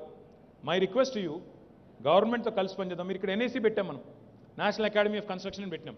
కానీ ఎన్ఏసీ ఎట్లా అయిపోయింది? అదేదో R&B డిపార్ట్మెంటు, ఆ రోడ్లు వేసే కాంట్రాక్టర్లు, వాళ్ళకు మాత్రమే సంబంధమైన సబ్జెక్టు, మీకు సంబంధం లేని సబ్జెక్ట్ లాగా మారిపోయింది అది. మీరు ఇంతమందికి ఉపాధి కల్పిస్తూ, ఇన్ని లక్షల మందికి ఉపాధి కల్పిస్తూ, ఇన్ని కోట్ల టర్నోవర్ చేస్తూ, ఇన్ని కోట్ల రూపాయల ట్యాక్స్ల రూపంలో గవర్నమెంట్ గడుతూ, బిల్డింగ్ డెవలప్మెంట్ ఛార్జీల రూపంలో గవర్నమెంట్ గడుతూ, మీరు ఇప్పుడే మీరు రామకృష్ణారావు గారు అన్నారు, సార్ మా ఇక్కడ లేబర్ వెళ్ళిపోయినంటే బాధ అవుతుంది సార్, ఇబ్బంది అవుతుంది సార్, మాకు వారం రోజులు పని బంద్ అయితే, పని ఆగిపోతే లేబర్ వెళ్ళిపోతారు సార్. మీరే అన్నారు ఇప్పుడే. ఎక్కడికి పోతారు? మళ్ళీ బీహార్ పోతారు, మళ్ళీ ఒడిస్సా పోతారు. మళ్ళీ వాళ్ళని తెచ్చుకోవాలంటే మీరు స్పెషల్ ట్రైన్లు పెట్టుకోవాలా, స్పెషల్గా తెచ్చుకోవాలా. ఆ దుస్థితి ఎందుకు? మన వాళ్ళనే పట్టుకొని ట్రైనింగ్ ఇచ్చి బ్లూ కాలర్ జాబ్స్ ఎందుకు ఇవ్వలేం? మనం ఎందుకు చేయలేం? ఒక ప్రయత్నం చేద్దాం. ఒకవేళ ఒక ప్రయత్నం, చిరు ప్రయత్నం సఫలమైతే, మీకు నచ్చితే దాన్ని విస్తరించవచ్చు, ఇంకా చేయొచ్చు. క్రెడైతో మొదలు పెట్టండి, హైదరాబాద్తో. ఆ తర్వాత maybe CREDAI Telangana can jump in, others can jump in. Let's see how it goes. మీకు కావాల్సింది ఏంటి? ఒక ఇన్స్టిట్యూట్ కావాలి, దానికి కొంత సపోర్ట్ కావాలి గవర్నమెంట్ నుంచి. తప్పకుండా అది మేము చేస్తాము. మీరు సెటప్లో ముందుకు వచ్చి మాకు హెల్ప్ చేయండి. దీంతో పాటు మీరు అన్నారు తెలంగాణ వ్యాప్తంగా ఈరోజు ఎక్కడ చూసినా భూముల ధరలు బ్రహ్మాండంగా పెరిగినాయి రాష్ట్ర వ్యాప్తంగా. ఎందుకు అంటే తెలంగాణలో ఒక రంగమే పెరగలేదు. వ్యవసాయం దాదాపు 119% విస్తరించింది. ఎందుకంటే కేసీఆర్ గారి నాయకత్వంలో ఎక్కడో 82 మీటర్ల ఎత్తున ఉండే గోదావరి మేడిగడ్డ దగ్గర, అక్కడ గోదావరి నీటిని వడిసి పట్టుకొని మనం హైదరాబాద్కు అత్యంత సమీపంలో 618 మీటర్ల పైనుండే కొండపోచమ్మ సాగర్ దగ్గరికి నీళ్లు తెచ్చి we have completed and constructed the world's largest lift irrigation project in our state in less than 4 years. ఏమైంది దానివల్ల? 45 లక్షల ఎకరాలకు నీళ్ళు వచ్చినాయి కొత్తగా. 2 పంటలు పండితే 45 × 2 90 లక్షల ఎకరాలకి నీళ్లు. ఎక్కడ పోతుంది ఆ సంపద అంతా? కొంతమంది తెలియక మాట్లాడుతూ ఉంటారు, పేపర్లో చూస్తూ ఉంటే నవ్వొస్తుంది. అప్పుల తెలంగాణ అయిపోయింది అంటాడు ఒక ఆయన. బాబు, అప్పు చేస్తే ఎక్కడ పెట్టినాము? ఇప్పుడు మీరందరూ ఉన్నారు బిల్డర్ లీడ, మీరందరూ అప్పులు తీసుకుంటారు. బిల్డింగు అన్ని మీ సొంత జేబులోంచి ఎక్కడి నుంచి కడతారు? ఎవరైనా బ్యాంకో, ఇన్స్టిట్యూషనో, ప్రైవేట్ ఈక్విటీయో ఏదో ఒకటి పెట్టుకొని వాళ్ళని తీసుకొచ్చి కడతారు. ఎక్కడ పోతుంది అదంతా? ₹1 పెట్టుబడి పెడితే ₹1.5 వాపసు వస్తుందంటే ఆ కట్టే సామర్థ్యం మీకుంది, ఆ ప్రాజెక్ట్ వైబిలిటీ ఉందంటే ఎవరైనా కూడా లోన్ ఇస్తారు. అలాగే కేసీఆర్ గారు అప్పులు తీసుకుని ఎక్కడ పెట్టారు? ఒక కాళేశ్వరం ప్రాజెక్ట్ మీద ఖర్చు పెట్టారు. ఏమైంది కాళేశ్వరం ప్రాజెక్ట్ ఖర్చు పెడితే? 90 లక్షల ఎకరాలకు నీళ్ళు వస్తూ ఉంది, 2 పంటలు, 45 × 2. దానివల్ల ఏమవుతుంది? సంపద సృష్టించబడుతుంది. ఆ సృష్టించబడ్డ సంపద ఎక్కడ పోతుంది? మళ్ళీ ఈ రాష్ట్రంలోనే విద్య మీదనో, వైద్యం మీదనో, కొత్త ఇల్లు కట్టుకోవడమో, కొత్త ఇల్లు కొనుక్కోవడమో, ఓ ప్లాట్ కొనుక్కోవడమో, వాటి మీదే పెడతారు కదా ఎవరైనా కూడా. వేరే కాడికి పోయి అయితే ఏమో చేయరు కదా. ఇక్కడ రైతు బాగుపడితే, ఇక్కడ రైతు చేతిలో పైసలు వస్తే ఎక్కడ పోతాయి ఆ పైసలు? మళ్ళీ రాష్ట్రంలో సంపద పునరుత్పత్తి అవుతుంది కదా. It will create more money, money begets money అంటారు. అది మనకే లాభం కదా. Productive expenditure. కేసీఆర్ గారు అప్పు తీసుకున్నారు, ఎక్కడ ఖర్చు పెట్టారు? ఎలక్ట్రిసిటీ మీద పెట్టారు. ఎట్లా సాల్వ్ అయింది ఎలక్ట్రిసిటీ క్రైసిస్? 60 ఏళ్లలో సాధ్యం కాంది 6 ఏళ్లలో ఎట్లా అయింది ఈరోజు? ఎట్లా అయిందంటే we have created more substations, we have created more lines, we have pumped in money to improve our electricity infrastructure. ఎవరికి లాభమైంది దానివల్ల? ఒకప్పుడు ఒక షిఫ్ట్లో నడిచి వారంలో 2 రోజులు పవర్ హాలిడేలు డిక్లేర్ చేసుకోవాల్సిన దుస్థితిలో ఉండే ఇండస్ట్రీ 3 షిఫ్ట్లో నడుస్తోంది. కావాలంటే 24/7 నడిచే పరిస్థితి ఉంది. మొన్న నేను మహేశ్వరం పోయాను. అజీం ప్రేమ్జీ వచ్చినారు, విప్రో చైర్మన్. ప్రపంచంలోనే విప్రోది అతిపెద్ద largest consumer factory in the world ఈరోజు మనం తెలంగాణలో ఓపెన్ చేసుకున్నాం. 3 షిఫ్ట్లో పని నడుస్తూ ఉంది. 3 షిఫ్టుల్లో పని నడుస్తుంది అక్కడ 24/7. 900 మందికి ప్రత్యక్షంగా ఉపాధి అవకాశాలు. ఏమంటున్నా అంటే ఎందుకు అది ఎట్లా సాధ్యమైంది? ఎలక్ట్రిసిటీ వచ్చింది కాబట్టి 3 షిఫ్ట్లో నడుస్తుంది.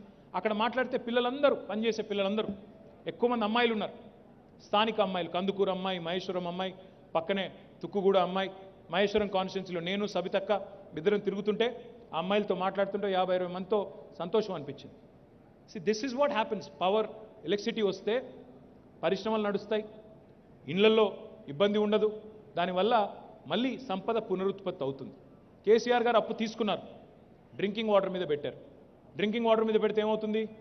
ఆటోమేటిక్గా వాటర్ బాండ్ డిసీజెస్ తగ్గుతాయి, హెల్త్ కేర్ ఎక్స్పెండిచర్ తగ్గుతుంది. పెట్టిన ప్రతి పైసా మళ్ళీ తిరిగి ఇంకో పైసాను సృష్టిస్తుంటే దాన్ని అప్పు అనరు, అది పెట్టుబడి. ఇప్పుడు మీరు తీసుకుంటారు బిల్డింగ్కి, పెట్టుబడి తీసుకొని మళ్ళీ ఒక బిల్డింగ్ కట్టి ఒక పైసాను ఇంకో పైసకి రొటేట్ చేస్తారు. That is how economy gross. That is what smart people do. That is what smart countries do. మన భవిష్యత్ తరాల మీద పెట్టే పెట్టుబడిని అప్పు కింద చూసే లేదా అప్పు కింద రాసే మా పత్రికా మిత్రులను కూడా నేను కోరుతా ఉన్నా, దయచేసి ఈ కాన్సెప్ట్ అర్థం చేసుకోండి. Leveraging economy. Leveraging economy is something that every nation needs to do. ఒక ఇల్లు నడిపినట్టు కాదు ప్రభుత్వాన్ని నడపడం అంటే. ఇల్లు అన్నప్పుడు మనకు అప్పు ఉండకూడదు అని ఒక మెంటాలిటీ మనకు ఉంటుంది. పెద్దవాళ్ళు చెప్పారు, అప్పు చేసి పప్పు కూడా తినొద్దు అని చెప్తారు. అప్పు చేసి పప్పు బెల్లాలు పంచినట్టు పంచొద్దు, అది ఒప్పుకుంటా. కానీ అప్పు చేసి ప్రొడక్టివ్ సెక్టర్ మీద పెడితే, అప్పు చేసి సంపదను పునరుత్పత్తి చేస్తే అది తప్పెట్లా అవుతుంది? ఇవన్నీ ఎట్లా సాధ్యపడ్డాయి తెలంగాణలో అంటే దీనివల్లనే సాధ్యపడ్డాయి. నా విజ్ఞప్తి ఇదంతా ఎందుకు చెప్తా ఉన్నా మీకంటే, this is how the economy is growing. This is why Telangana is growing and this is why Telangana is setting new benchmarks for the country. ఇంటింటికి నీళ్ళు ఇవ్వాలి అనే ఆలోచన ఇంతవరకు ఏ ముఖ్యమంత్రికి ఎందుకు రాలేదు, ఏ ప్రధానమంత్రికి ఎందుకు రాలేదు కేసీఆర్ వచ్చేంతవరకు? రైతుకు పెట్టుబడి ఇవ్వాలన్న ఆలోచన ఏ ముఖ్యమంత్రికి ఎందుకు రాలేదు కేసీఆర్ వచ్చేంతవరకు? ఎందుకంటే వాళ్ళు ఆ దిశగా ఆలోచన చేయలేదు. రూరల్ లైవ్లీహుడ్స్ ఇంప్రూవ్ చేయాలి. మనం ఎంతసేపు స్కిల్ డెవలప్మెంట్ అని మాట్లాడతాం, కానీ ఆల్రెడీ అక్వైర్ అయ్యి డెవలప్ అయి ఉన్న స్కిల్ సంగతి ఏంటి? ఇప్పుడు మా యాదవ సోదరులు ఉంటారు, కుర్మ సోదరులు ఉంటారు, గొల్ల కుర్మ సోదరులు ఉంటారు. వాళ్ళకి షీప్ రియరింగ్ అనేది వాళ్ళకి ఎప్పటి నుంచో తెలిసిన, తరతరాలుగా తెలిసిన కులవృత్తి. అందులో ఎవరైనా నేను ఈ రంగంలో నేను ఉంటాను, సంపదను సృష్టిస్తాను అంటే తప్ప? నిన్న నా దగ్గరికి ఒక డెన్మార్క్ ఇన్వెస్టర్ వచ్చాడు, డెన్మార్క్ నుంచి వచ్చాడు. ఆయన చెప్తా ఉన్నాడు, sir we're into sustainable waste management, sustainable agri waste and sustainable ఇది అదని చెప్తున్నాడు. నేను అడిగాను ఏంటి మీ కాన్సెప్ట్ ఏంటి అంటే ఆయన చెప్తున్నాడు, సార్ మా దగ్గర పిగరీస్ చాలా ఉంటాయి, మా దగ్గర పౌల్ట్రీ చాలా ఉంటుంది డెన్మార్క్లో, వాటన్నిటికీ సంబంధించిన వేస్ట్ మేనేజ్మెంట్ చేస్తున్నామని. నేను అనుకుంటా ఉంటే అప్పుడు పిగరీ మేనేజ్మెంటు, పౌల్ట్రీ మేనేజ్మెంటు డెన్మార్క్ వాడు చేయొచ్చు, మనం షీప్ రియరింగ్ చేయకూడదా? అది చేస్తే తప్ప? మాంసం తినట్లేదా జనాలు? చికెన్ తినట్లేదా? ఉత్పత్తి పెరిగితే తప్ప? మన వాళ్ళు దానిలోంచి సంపద సృష్టిస్తే తప్ప?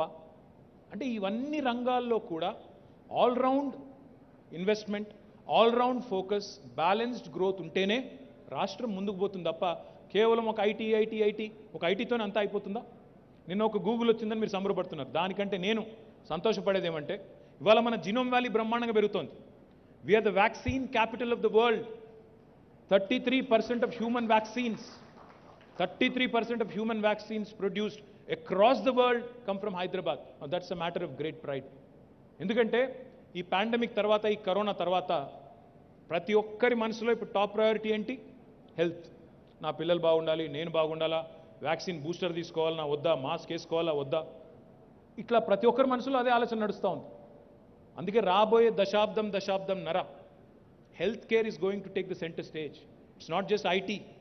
Healthcare, life sciences, pharmaceuticals, biotechnology, biopharmaceuticals, biostatistics, bioinformatics, ఈ అన్ని రంగాల్లో కూడా అభివృద్ధి రాబోతా ఉంది.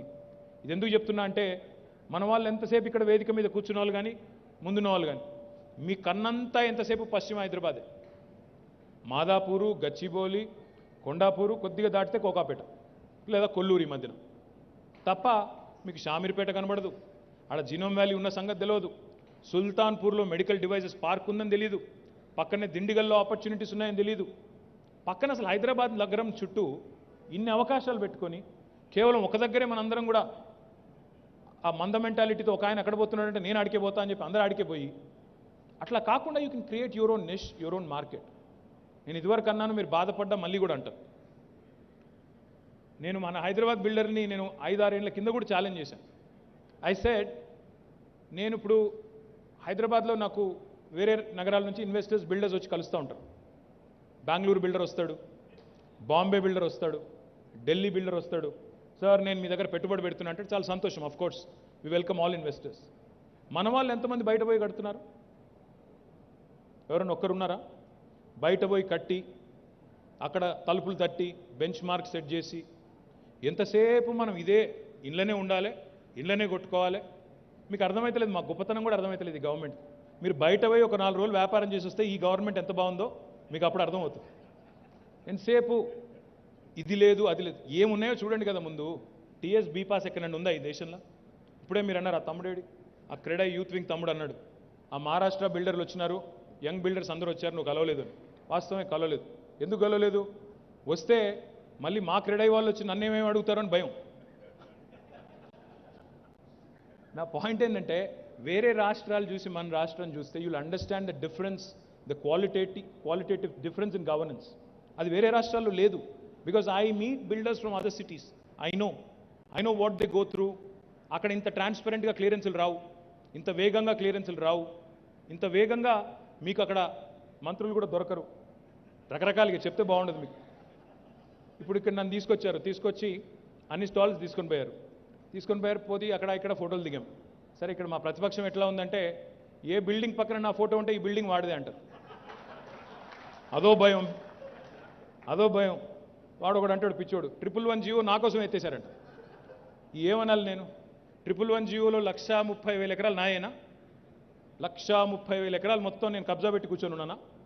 ఏం మాట్లాడతారు నాకు అర్థం కాదు. ఈ రాష్ట్రంలో ఇంత దివాలకోర రాజకీయమా? 2006-7లోనే రాజశేఖర రెడ్డి గారు బతుకున్నప్పుడే 111 జియోని తీసేయాలని ప్రయత్నం మొదలైంది. ఇక్కడ ఉన్న వాళ్ళందరికీ తెలుసు. 6-7లోనే రాజశేఖర రెడ్డి గారు ముఖ్యమంత్రిగా ఉన్నప్పుడే ప్రయత్నం స్టార్ట్ అయింది. అప్పుడే కమిటీ వేసిండ్రు, రిపోర్ట్ తీసుకున్నారు, అన్నీ జరిగినాయి. దాదాపు ఒక కొలిక్కి వచ్చింది. ఈ లోపల ఎలక్షన్ వచ్చింది, ఆగిపోయింది. ఆ తర్వాత రాజశేఖర రెడ్డి గారు చనిపోయారు, ఆగిపోయింది. ఇక ఆ తర్వాత తెలంగాణ ఉద్యమం పీక్లో ఉన్నప్పుడు సహజంగా అప్పుడున్న ముఖ్యమంత్రులు ఎవరు నిర్ణయం తీసుకోలేని పరిస్థితి. కేసీఆర్ గారు 2014 పూర్వమే మాటిచ్చున్నారు. రాష్ట్ర ముఖ్యమంత్రి కాకముందే చేవెళ్లలో, రాజేంద్ర నగర్లో, వికారాబాద్లో అక్కడ మీటింగ్లకు పోయినప్పుడు పబ్లిక్ మీటింగ్లో వేల మంది అటెండ్ అయిన పబ్లిక్ మీటింగ్లో ఓపెన్గా చెప్పారు, అవును ఈ 84 గ్రామాల ప్రజలు బాధపడుతున్నారు, పక్కన గోపన్పల్లి అభివృద్ధి అవుతోంది, నానగ్రామ్ కూడా అభివృద్ధి అవుతున్నది, అక్కడ ఇంకా వేరే చిన్న చిన్న గ్రామాలు వాళ్ళ కళ్ళ ముందే అభివృద్ధి అవుతున్నాయి, మేము మాత్రం అభివృద్ధికి ఆమడ దూరంలో ఉన్నామని బాధపడుతున్నారు, తప్పకుండా ఈ జీవో తీసేస్తాం అని 2014 పూర్వమే చెప్పినారు. 18లో చెప్పారు, తర్వాత ఎన్నో దఫాలు అసెంబ్లీలో చెప్పారు, బయట కూడా చెప్పారు. 8 ఏళ్ల తర్వాత జీవో రద్దు చేస్తే ఎందుకు రద్దు చేశాం? అది కూడా ఒకనాడు 1996లో జియో 111 ఇచ్చినప్పుడు 27% of Hyderabad drinking water was coming from those 2 reservoirs. Himayat Sagar, Osman Sagar నుండి 27% జంట నగరాలకు సంబంధించిన మంచినీరు ఆ 2 జలాశయాల నుంచి ఆ రోజు డ్రా చేసేవాళ్ళం హైదరాబాద్ తాగునీటి అవసరాల కోసం. ఈరోజు గోదావరి నుంచి, కృష్ణ నుంచి, ముఖ్యంగా కొండపోచమ్మ సాగర్, మల్లన్న సాగర్ అయిపోయిన తర్వాత ప్రస్తుత హైదరాబాద్ డ్రింకింగ్ వాటర్ నీడ్స్కి ఆ 2 జలాశయాలు మనకు అవసరమే లేదు. జీరో డిపెండెన్స్ ఉంది. 1 మిలియన్ గ్యాలన్ నీళ్లు కూడా అక్కడి నుంచి తీసుకోవాల్సిన అవసరం మనకు లేదు. ఇక మరి డ్రింకింగ్ వాటర్, ఏ డ్రింకింగ్ వాటర్ కోసం అయితే ఆ రెండింటిని కాపాడాలి అనే ఉద్దేశంతో ప్రభుత్వం జీవో తెచ్చిందో, ఆ డ్రింకింగ్ వాటర్ డిపెండెన్స్ అక్కడ లేనప్పుడు మరి ఆ ప్రాంతాల ప్రజలకి ఎందుకు మనం నష్టం చేయాలి అనే ఆలోచనతో, ప్లస్ వాటిని కూడా మళ్ళీ కాలుష్యం బారిన పడకుండా, వాటిలో కూడా మళ్ళీ పొల్యూషన్ వచ్చి హుసేన్ సాగర్ మాదిరిగా కాకుండా సవ్యమైన ఎస్టీపీస్ కానీ ఇంకోటి కానీ పూర్తి స్థాయిలో ప్లాన్ చేసి దాన్ని ఎత్తేస్తామని చెప్పాం. దీనిలో ఎవరికి అభ్యంతరం ఉండాల్సిన అవసరం ఏముంది? కాంగ్రెస్ వాళ్ళు, బీజేపీ వాళ్ళు, ఇతర పార్టీ వాళ్ళు కూడా అక్కడ మాటిచ్చి వచ్చారు. 14లో ఇచ్చినారు, 9లో ఇచ్చారు, 18లో ఇచ్చారు. అన్ని సందర్భాల్లో ఎవరు ఎక్కడ పోయినా రాజకీయ నాయకులు, రాజకీయ పార్టీలు 111 జీవో రద్దు చేస్తాం అని ప్రతి పార్టీ చెప్పింది. కానీ కేసీఆర్ చేస్తే ఇక ఆయనకు భూములు ఉన్నాయంట, ఇంకేదో ఉన్నాయంటే దానికి దురుద్దేశాలు ఆపాదించరు. ఇదా పద్ధతి? ఏం చేయొచ్చు? ఇప్పుడే రామకృష్ణారావు గారు అన్నారు, దాన్ని ఒక లుటియన్స్ ఢిల్లీ మాదిరిగా, ఒక చండీగఢ్ మాదిరిగా, ఎందుకంటే అది 132,000 ఎకరాలు, అంటే 535 square kilometres. Current Hyderabad is about 675 square kilometres. అంతకంటే బాగా చేయొచ్చు సార్, మీరు కొత్త నగరం సృష్టించవచ్చు, హారిజాంటల్ గ్రోత్ ప్లాన్ చేయొచ్చు అని అన్నారు. డెఫినెట్గా గవర్నమెంట్ ఇస్ థింకింగ్, తప్పకుండా ఆలోచించి పర్యావరణ హితంగానే డెఫినెట్గా హైదరాబాద్ నగరానికి భవిష్యత్తుకి ఇబ్బంది లేకుండానే ప్లాన్ చేస్తున్నాం. దయచేసి ఆ విషయంలో ఎవరికి ఎలాంటి అనుమానాలు అపోహలు వద్దని చెప్పి కూడా ఈ సందర్భంగా నేను విజ్ఞప్తి చేస్తూ, ఆ 84 గ్రామాల ప్రజలు కూడా దే ఆర్ రిజాయిసింగ్, వాళ్ళు సంతోషపడుతూ ఉన్నారు, వాళ్ళు పటాకులు కాల్చి ఆనందం వ్యక్తం చేస్తున్నారు, మాకు ఇన్ని రోజులకు రిలీఫ్ దొరికిందని. Let them be happy. నా ఇంకొక విజ్ఞప్తి కూడా ఏమంటే, డ్రింకింగ్ వాటర్ గురించి చెప్తే కొన్ని నగరాల్లో ఈరోజు రైల్వే ట్యాంకర్ల ద్వారా నీళ్లు తీసుకొని పోవాల్సిన దుస్థితి ఉంది. పేర్లొద్దు కానీ మనకు ఆ దుస్థితి లేదు. కేసీఆర్ గారి ముందు చూపు వల్ల మనకు ఆల్రెడీ 600 పైచిల్కు మిలియన్ గ్యాలన్స్ మనకు నీటి లభ్యత ఉంది.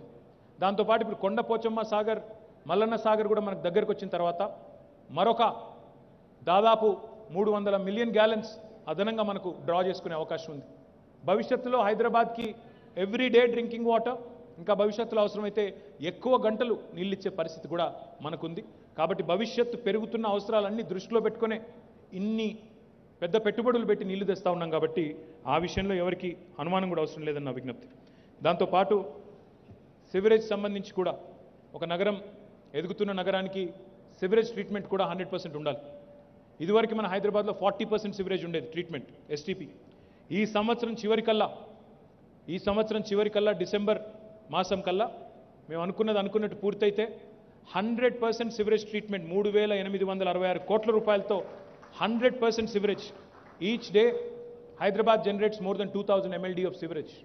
2000 మిలియన్ లీటర్స్ పర్ డే హైదరాబాద్లో సివరేజ్ ఉత్పత్తి అవుతూ ఉంది. మొత్తం 100% సివరేజ్ ట్రీట్మెంట్ చేస్తున్న నగరంగా హైదరాబాద్ మరి రాబోయే 7-8 నెలల్లోనే ఒక రికార్డు కూడా సృష్టించబోతా ఉంది. సో సివరేజ్ బాగవుతుంది, డ్రింకింగ్ వాటర్ బాగానే ఉంది, లా అండ్ ఆర్డర్ బాగుంది, పవర్ సిచ్యువేషన్ బాగుంది. రోడ్స్ మీకు తెలుసు, కొత్త లింక్ రోడ్స్ వల్ల నేను ఆ మధ్యన చీఫ్ జస్టిస్ గారిని కలిశాను ఒకసారి, ఏదో అకేషన్లో, ఏదో పెళ్లిలో ఎక్కడో కలిస్తే ఆయన అంటున్నారు, ఎక్కడ పోయినా కొత్త రోడ్లు కనబడుతున్నాయి, కొత్త లింక్ రోడ్లు కూడా కనబడుతున్నాయి, చాలా బాగుంది, డీసెంట్రలైజ్ చేయండి, ఇంకా చేయండి, తద్వారా ఆర్టీరియల్ రోడ్స్ మీద రద్దీ తగ్గించండి అని చెప్పి chief justice of India Ramana గారు ఆయన కూడా చెప్తా ఉంటే చాలా సంతోషం అనిపించింది. ఎందుకంటే మొత్తం 1-2 కాదు, 148 కొత్త లింక్ రోడ్స్ హైదరాబాద్ చుట్టూ. ఒక హైదరాబాద్ అంటే జిహెచ్ఎంసీ కాదు, చుట్టుపక్కల ఓఆర్ఆర్ లోపల మనం మొత్తం 148 కొత్త లింక్ రోడ్స్ తీసుకుంటా ఉన్నాం. I request all the builders, మీరు ఈ కొత్త లింక్ రోడ్స్లో కూడా, because each road will create more wealth, each road will create opportunities to create housing there, social infrastructure there. మీరు హాస్పిటల్ పెట్టాలనుకునే వాళ్ళు హాస్పిటల్ పెట్టొచ్చు, స్కూల్ పెట్టాలనుకునే వాళ్ళు స్కూల్ పెట్టొచ్చు, అక్కడ ఇల్లు కట్టాలనుకునే ఇల్లు కట్టొచ్చు, షాపింగ్ మాల్ కట్టాలంటే షాపింగ్ మాల్ కట్టొచ్చు. ఈ రకంగా మనందరం కూడా సోషల్ ఇన్ఫ్రాస్ట్రక్చర్ కూడా చేసుకునే దానికి అవకాశం ఉంటుంది. Please also work with us in developing these new areas. Hyderabad growth corridor limited కానీ, కొత్త లింక్ రోడ్స్ కానీ, అదేవిధంగా ఎస్ఆర్డిపిలో ఇప్పటికే ఒక 19 పైచిలకు ఫ్లైఓవర్లు కానీ, అండర్ పాస్లు కానీ పూర్తి చేసినాం. ఇంకా చాలా చేస్తూ ఉన్నాం, ఇంకా చాలా కొత్త ప్రాజెక్ట్స్ కూడా చేస్తూ ఉన్నాం. వాటిని కూడా నిరంతరం, ఎందుకంటే హైదరాబాద్ పెరుగుతున్న వేగానికి అనుగుణంగా పెరగకపోతే మనం బెంగళూరులాగా అయిపోతాం మనం కూడా. కాబట్టి డెఫినెట్గా will continue in that spirit. ఇది కాకుండా రోడ్స్ కానీ, డ్రింకింగ్ వాటర్ కానీ, ఈ బేసిక్స్ మీట్ అయిన తర్వాత పర్యావరణ హితంగా ఉండాలి కాబట్టి ప్లాంటేషన్ కూడా పెద్ద ఎత్తున చేస్తూ ఉన్నాం. వరుసగా 2 సంవత్సరాలు ట్రీ సిటీ ఆఫ్ ఇండియాగా హైదరాబాద్కి వచ్చింది రికగ్నిషన్. అంటే ఊరికే రాలే, పనిచేస్తే వచ్చింది. కొత్త పార్క్స్, ట్రీ పార్క్స్ కానీ, కొత్తగా ప్లాంటేషన్ కానీ, మియావాకి, ఇవన్నీ కూడా చేస్తూ ఉన్నాం. మీరు వాళ్ళెవరో ఒక టీవీనో ఒక పేపరో ఏదో రాసింది అని రాజశేఖర్ అన్నాడు, నిర్మాణ రంగం కుదేలైపోయింది. ఎక్కడ కుదేలైంది, ఎవరు చెప్పారు అసలు? Reports tell me otherwise. Hyderabad in fact has been the best performing residential market in 2021 with growth in sales by 142%. 24,312 యూనిట్ల అమ్మకంతో, ఇది నా లెక్క కాదు, నేను ఎవరెవరి లెక్కను కూడా కోట్ చేస్తూ చెప్తాను. Hyderabad is the only city among 8 metros as per the study done by Knight Frank that has not had a single year of price decline since 2014. ఒక్క సంవత్సరంలో కూడా ప్రైస్ డిక్లైన్ లేకుండా ఎప్పటికప్పుడు వృద్ధి రేటు సాధిస్తూ వస్తున్నదని నేను చెప్పడం కాదు, నైట్ ఫ్రాంక్ వాళ్ళు చెప్తా ఉన్నారు. In fact the housing inventory over hang, అంటే పాత గతంలో కట్టిన ఇల్లు ఏవైతున్నాయో, it has declined from 53 months in the first quarter in 2021 to 27 months in the same period in 2022. అంటే 2021లో 53 నెలల ఇన్వెంటరీ పెండింగ్ ఉంటే ఈరోజు 2022 ఫస్ట్ క్వార్టర్ కాడికి వచ్చేసరికి ఆ 53 నెలలది 27 నెలలకు తగ్గింది. అంటే దీనివల్ల ఎంత వేగంగా హైదరాబాద్ మార్కెట్ ముందుకు పోతుందో చెప్పొచ్చు. దీంతో పాటు Hyderabad still continues to be the most affordable residential market among top 7 metros with an average rate of 4,450 rupees. ఈ రోజు కూడా హైదరాబాద్ మీరు అన్నారు ఇందాక స్టీల్ రేట్లు పెరిగినాయి, సిమెంట్ రేట్లు పెరిగినాయి. ఎస్, అందులో దాని వెనకాల ఏముందో మీకు తెలుసు, నాకు తెలుసు.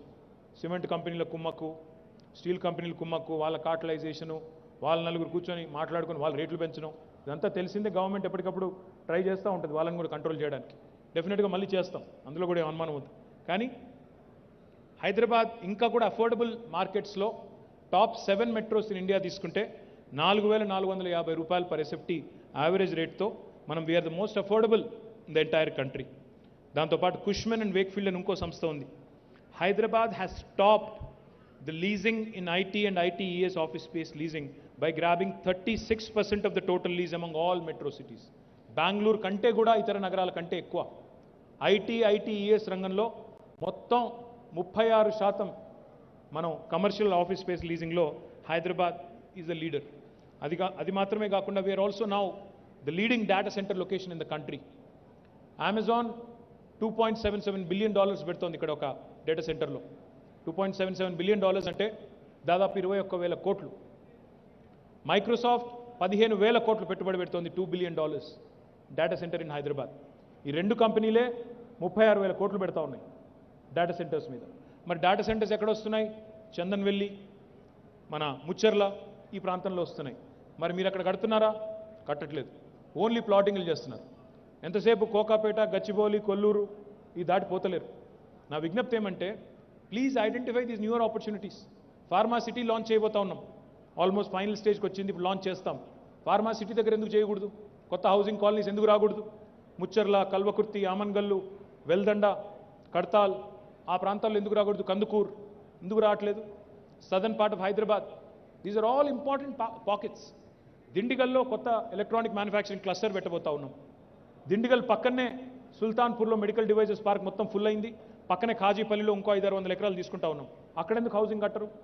అక్కడ పనిచేసే అబ్బాయి ఊర్లోకి ఎందుకు రావాలా? ఏం అవసరం ఉంది? ఎందుకు ఆ ఏరియాలో మనం ప్రయత్నం చేయకూడదు?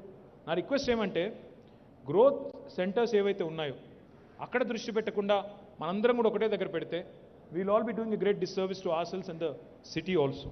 ఇది మాత్రమే కాదు, we are also getting into lot of logistics parks. ఇప్పటికే ఒక 2 లాంచ్ చేసినాము.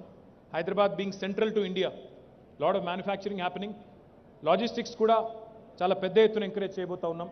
దయచేసి మిమ్మల్ని కోరేది, ఈ లాజిస్టిక్స్ పార్క్స్ కూడా హైదరాబాద్ చుట్టూతా ఎక్కడైతే ఇంకా కూడా భూమి 1-1.5 మధ్యలో ఉందో అక్కడ ప్రైవేట్ రంగంలో వస్తున్నాయి. హెచ్ఎండిఏ ఆధ్వర్యంలో, టీఎస్ఐఎస్సి ఆధ్వర్యంలో కూడా లాజిస్టిక్స్ పార్క్స్ తేబోతా ఉన్నాం. అక్కడ కూడా దృష్టి పెట్టండి, తప్పకుండా దానివల్ల కూడా లాభం జరుగుతుంది. ఇది మాత్రమే కాదు, మన రీజనల్ రింగ్ రోడ్ కూడా తొందరలోనే ప్రారంభమై, ఇప్పటికే ల్యాండ్ ఎక్విజిషన్ స్టార్ట్ అయింది, తొందరలోనే ప్రారంభమై అది కూడా వస్తుంది. ఒక 330 కిలోమీటర్ల పాటు అది కూడా జరుగుతూ ఉంది. ఇవన్నీ ఎందుకు చెప్తా ఉన్నా మీకంటే హైదరాబాద్ మహానగరంలో రాబోయే 10-15 ఏళ్ల పాటు నిర్మాణ రంగానికి ఏ డోకా కూడా లేదు. మీరు నమ్మండి మమ్మల్ని. నేను 7 ఏళ్ల కింద చెప్పాను, ఇదే వేదిక మీద చెప్పాను, చాలామంది పారిశ్రామికవేత్తలు కూడా చెప్పాను, దయచేసి భూమి ఉన్న వాళ్ళు అమ్మకండి అని చెప్పాను. నేను నా మాట వినకుండా అమ్ముకున్న వాళ్ళు నష్టపోయారు, నాకు సంబంధం లేదు. కానీ ఇప్పుడు చెప్తా ఉన్నా మళ్ళీ, రాబోయే 10-15 ఏళ్ళు హైదరాబాద్ అభివృద్ధికి డోకా లేదు. ఆ విషయంలో మీకు అనుమానం వద్దు. ప్రొవైడెడ్ ఇక్కడ మత కల్లోలాలు, పనికిమాలిన పంచాయతీలు, మతం పేరు మీద కుమ్ములాటలు, కర్ఫ్యూలు అవి లేకపోతే హైదరాబాద్ పెరుగుతుంది. ఆ అడ్డమైన కార్యక్రమాలు చేస్తే హైదరాబాద్ కూడా ఇక మనం కూడా హలాలు, హిజాబు అని పిచ్చి పంచాయతీలు పెట్టుకుంటే మనం కూడా వాళ్ళలాగానే నష్టపోతాం. నా విజ్ఞప్తి ఏమంటే శాంతి సామరస్యాలు, ఒక నగరం బాగుండాలి అంటే, ఒక నగరం ముందుకు పోవాలి అంటే, మీరందరూ బాగుండాలి అంటే అనవసరపు పంచాయతీలు పెట్టుకోకుండా, అభివృద్ధిని ఆటంకపరిచే కార్యక్రమాలు చేయకుండా పాజిటివ్ ప్రోగ్రెసివ్ అవుట్లుక్ మీరు ఒకసారి ఆలోచించండి దయచేసి. మా ప్రతిపక్ష పార్టీలు ఇక్కడున్న మిత్రులు మాట్లాడుతూ ఉంటారు తెల్లారు లేస్తే, కేసీఆర్ని తరిమేయండి, కేసీఆర్ని తరిమేయండి, ఒకటే తెలుసు వాళ్ళకి, ఇంకేం తెలియదు. రాష్ట్రానికి ఏం చేస్తారా అంటే ఏం చెప్పరు. ఒక జాతీయ ప్రాజెక్టు తెస్తారా అంటే చెప్పరు. లేదా ఒక కొత్తగా ఒక ఐటీ కంపెనీ తెస్తారా, ఒక ఇండస్ట్రియల్ క్లస్టర్ తెస్తారా, ఇండస్ట్రియల్ కారిడార్ తెస్తారా? What is your vision for the state of Telangana for the next 20 years అంటే చెప్పగలిగిన వాడు ఒక్కడు కూడా లేడు ప్రతిపక్షంలో. తిట్టడం మాత్రం బ్రహ్మాండంగా తిడతారు. తెల్లారు లేస్తే కేసీఆర్ ఇట్లా కేసీఆర్ అట్లా తిట్టమంటే మాత్రం మంచి పిహెచ్డీలు తర్వాత పోస్ట్ డాక్టరేట్లు చేసిన వాళ్ళు చాలామంది ఉన్నారు అందులో. నా విజ్ఞప్తి ఏమంటే look at the quality of leadership. The reason why I'm saying why Telangana has continued to grow in the last 8 years is because of its leadership, because of government. Indaka Tammudu cheppaadu, lot of cities grow despite government, but Telangana and Hyderabad are growing because of government, with support of government annaru. That is because of KCR. That is because of the leaders the state has chosen. If we do not ensure continuity, if we do not ensure ఈ పనికిమాలిన పంచాయతీలన్నీ centre stage తీసుకుంటే అనవసర వివాదాలు తెర మీదికి వస్తే Hyderabad will also suffer, the state will also suffer. మీరు 3-4 విషయాలు చెప్పారు. మాస్టర్ ప్లాన్స్ అన్నారు. మొత్తం ఈ సంవత్సరం టార్గెట్ పెట్టుకున్నాము మన రామకృష్ణ గారు అండ్ రాజశేఖర్ గారు. ఈ సంవత్సరం మొత్తం తెలంగాణలోని 141 మున్సిపాలిటీలు కానీ కార్పొరేషన్లు కానీ ఈ సంవత్సరం అంటే ఈ ఆర్థిక సంవత్సరం మార్చ్ 31, 2023 లోపు అన్ని మున్సిపాలిటీలకు కూడా మాస్టర్ ప్లాన్ తయారు చేసి ప్రజలకు అప్పచెప్తాం. ఆ విషయంలో government has taken it as a challenge. Hyderabad your 100% right. గతంలో తయారు చేసిన మాస్టర్ ప్లాన్ తప్పుల తడకగా ఉంది. మేము కూడా ప్రయత్నం చేశాము. దాన్ని అన్నిటి 5 ప్లాన్స్ ఉన్నాయి, కంబైన్ చేసి కన్వర్ట్ చేసి చేద్దాం అనుకున్నాం. కానీ సీఎం గారు మొన్ననే మాకు చెప్పారు కొత్త మాస్టర్ ప్లాన్ నిజంగా కూడా అవసరం ఉంది. Will go for a new master plan and we'll aim at 18 months. ఎందుకంటే అంతకంటే వేగంగా చేస్తే కూడా మళ్ళీ తప్పులు జరిగే అవకాశం ఉంటుంది. కాబట్టి ఒక 18 నెలల్లో కొత్త మాస్టర్ ప్లాన్ హైదరాబాద్ కూడా రూపొందిస్తాము. కొత్తగా ఒక వరల్డ్ క్లాస్ ఏజెన్సీని పెట్టి, ఎందుకంటే మనం 111 జీవో కూడా తీసేసినాం. మరి అక్కడ కూడా మాస్టర్ ప్లానింగ్ చేయాల్సి ఉంటుంది. ఆ ఏరియాని కూడా అకౌంట్లోకి తీసుకోవాల్సి ఉంటుంది. కాబట్టి ఒక కొత్త మాస్టర్ ప్లాన్ని కూడా పర్యావరణ హితంగా, నేను మళ్ళీ నొక్కి చెప్తా ఉన్నా, దయచేసి మా పత్రికా మిత్రులకు సగం కట్ చేసి వేయకండి. పర్యావరణ హితంగా, పర్యావరణానికి హైదరాబాద్ భవిష్యత్తుకి ఇబ్బంది లేకుండానే కొత్త మాస్టర్ ప్లాన్ని కూడా రూపొందిస్తాం. ఎందుకంటే ఈ ప్రభుత్వం గ్రీన్ బడ్జెట్ తెచ్చిన ప్రభుత్వం. మున్సిపల్ బడ్జెట్లో కూడా 10% గ్రీన్ బడ్జెటే పెట్టాలని చెప్పిన ముఖ్యమంత్రి కేసీఆర్. 230 కోట్ల మొక్కలు పెట్టిన ముఖ్యమంత్రి కేసీఆర్.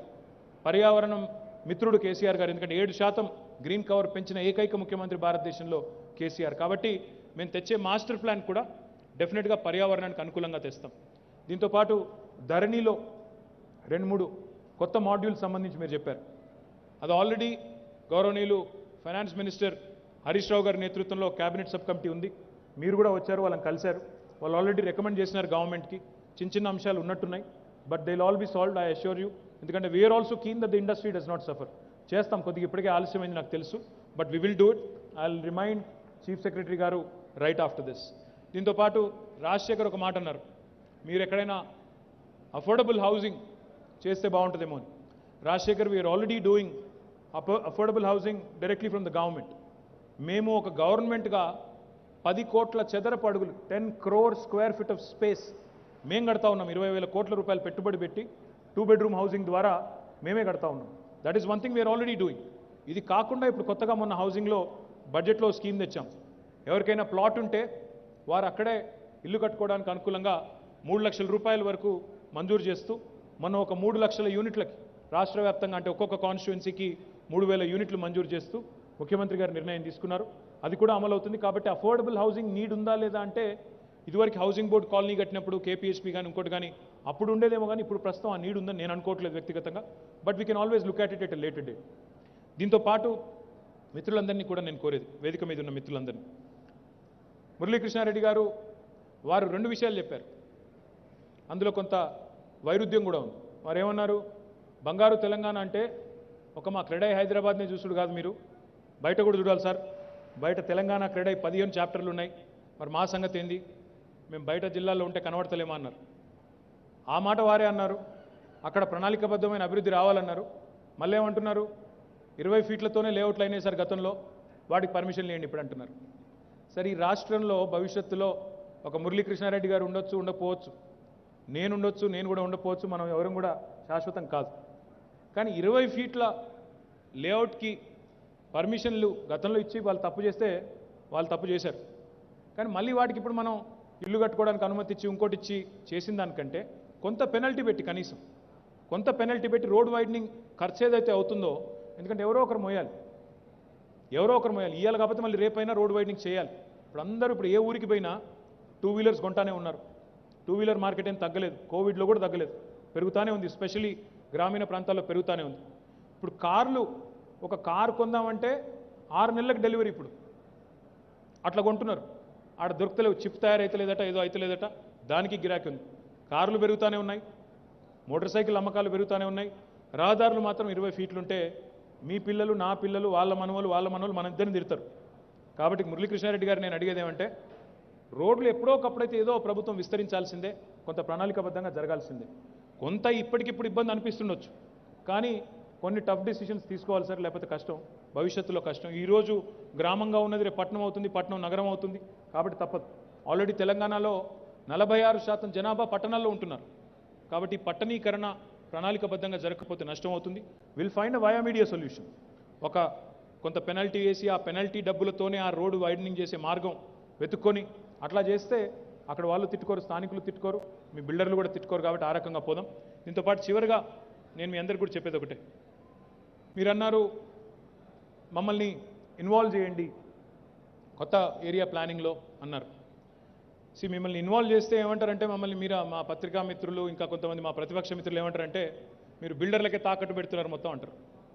ఎందుకంటున్నా అంటే, నేను ఆ మధ్యన స్టేట్మెంట్ ఇచ్చాను. నేను హైదరాబాద్లో చెరువులు ఉన్నాయి, ఆ చెరువులను దయచేసి దత్తత తీసుకోండి, మీకే మంచిది. ఎందుకంటే మీరు కట్టబోయే అపార్ట్మెంటు అక్కడ ఉన్నవాళ్ళే ఆ చెరువు కాడికి వస్తారు. ఒక వాకింగ్కి పోయినా లేకపోతే అక్కడ పోయి ఒక గంట ఫ్యామిలీతో కూర్చోవాలన్నా, హైదరాబాద్లో అయితే పార్కో చెరువో ఎక్కడికో అక్కడికి పోవాలంటే వాటిని ఆహ్లాదకరంగా తయారు చేద్దాం.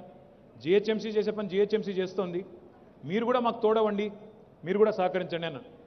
తెల్లారే ఒక పేపర్ ఆయన రాసినాడు, ఈయన మొత్తం చెరువులు బిల్డర్లకు ఇచ్చేస్తాడంట, ఇంకా వాళ్ళు మొత్తం చెరువులు తవ్వేస్తారు, పూడ్చేస్తారు, బిల్డింగ్లు కడతారు. తెల్లారి రాసినాడు.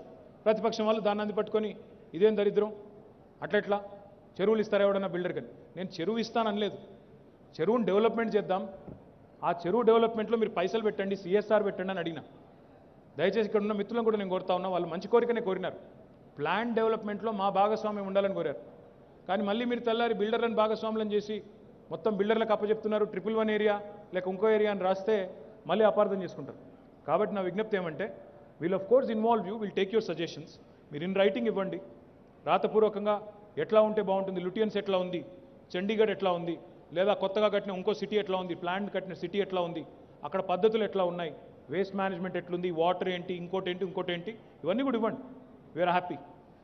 చివరిగా నేను ఇంకొక ఆలోచన కూడా చేస్తా ఉన్నా, చాలామంది అడుగుతూ ఉంటారు, హైదరాబాద్లో మరి స్కై స్క్రేపర్స్ చాలా వస్తున్నాయి, మరి వాటికి సంబంధించి ఏం చేస్తున్నారు, వాటికి సంబంధించి సరిపడా వాటర్ కానీ పార్కింగ్ కానీ అదేవిధంగా అక్కడ వేస్ట్ మేనేజ్మెంట్ కానీ సివరేజ్ మేనేజ్మెంట్ కానీ ఇవన్నీ ఉన్నాయా చూసుకుంటున్నారా అని అడుగుతూ ఉన్నారు.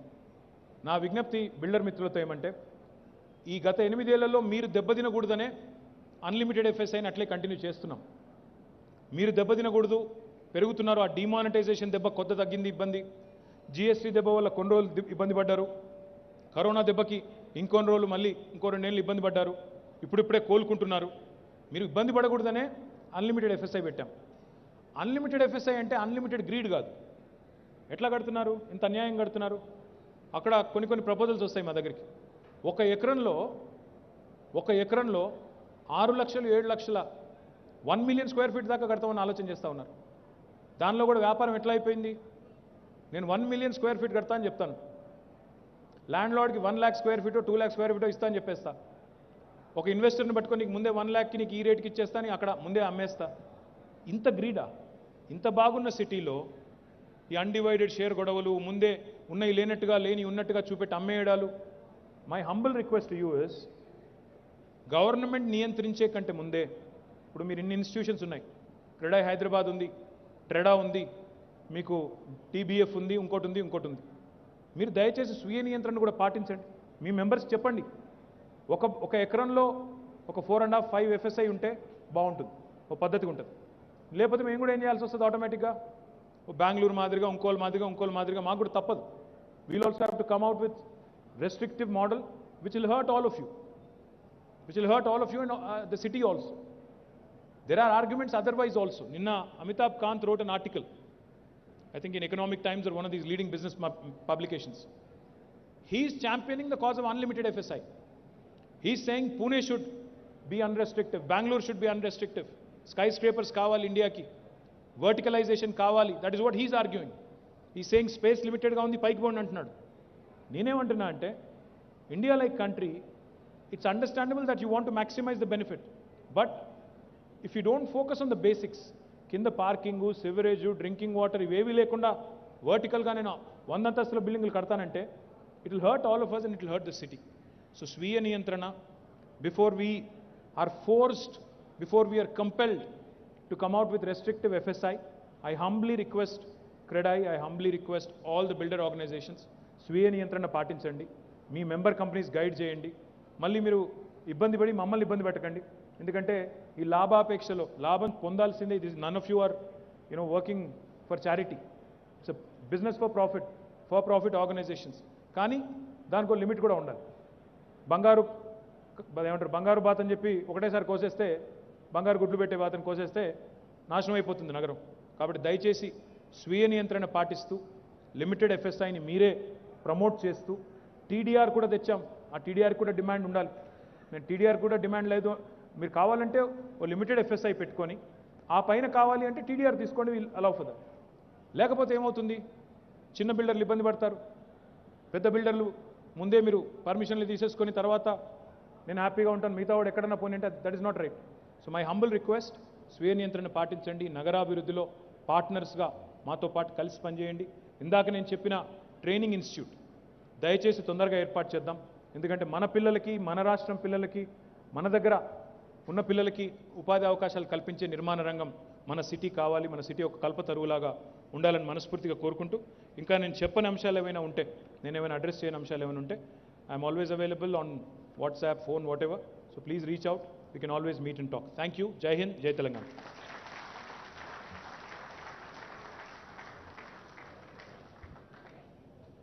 Telugu Talli stands there with a smile on her face, with pride and happiness and contentment. Thank you so much, sir. It was a pleasure listening to you. You addressed almost all the points, all the questions that were raised. Thank you so much for doing that so patiently. I would request Mr. Sriram Musunuru, MC member, CREDAI Hyderabad, to please come here and present the memento to KTR Garu, just as a remembrance of this beautiful experience that we've had of having him on stage, addressing almost all the concerns and questions. I repeat, I request Mr. Sriram Musunuru, MC member, CREDAI Hyderabad, to please come up on stage. Right, I request Kranti Kiran from CREDAI Hyderabad to please come up on stage and present the memento to Mr. KTR, sir, for being so patiently present here all through and responding to all the questions and queries that we have. Thank you so much. An absolute pleasure having you here. Please put your hands together. KTR Garu.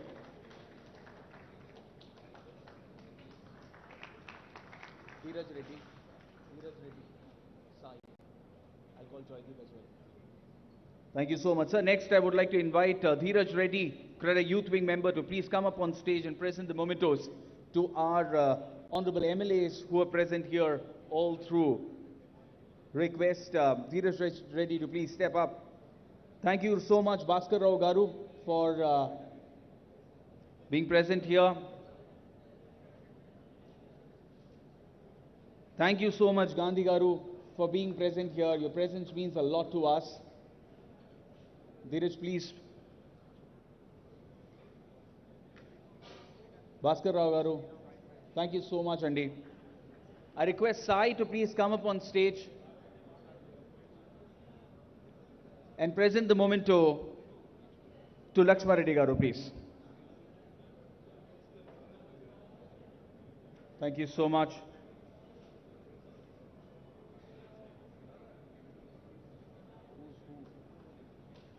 I request Mr. Sriram of CREDAI Youth Wing to step up. Mr. Sriram, please, and please hand over the present the memento to Chairman of Telangana CREDAI Wing.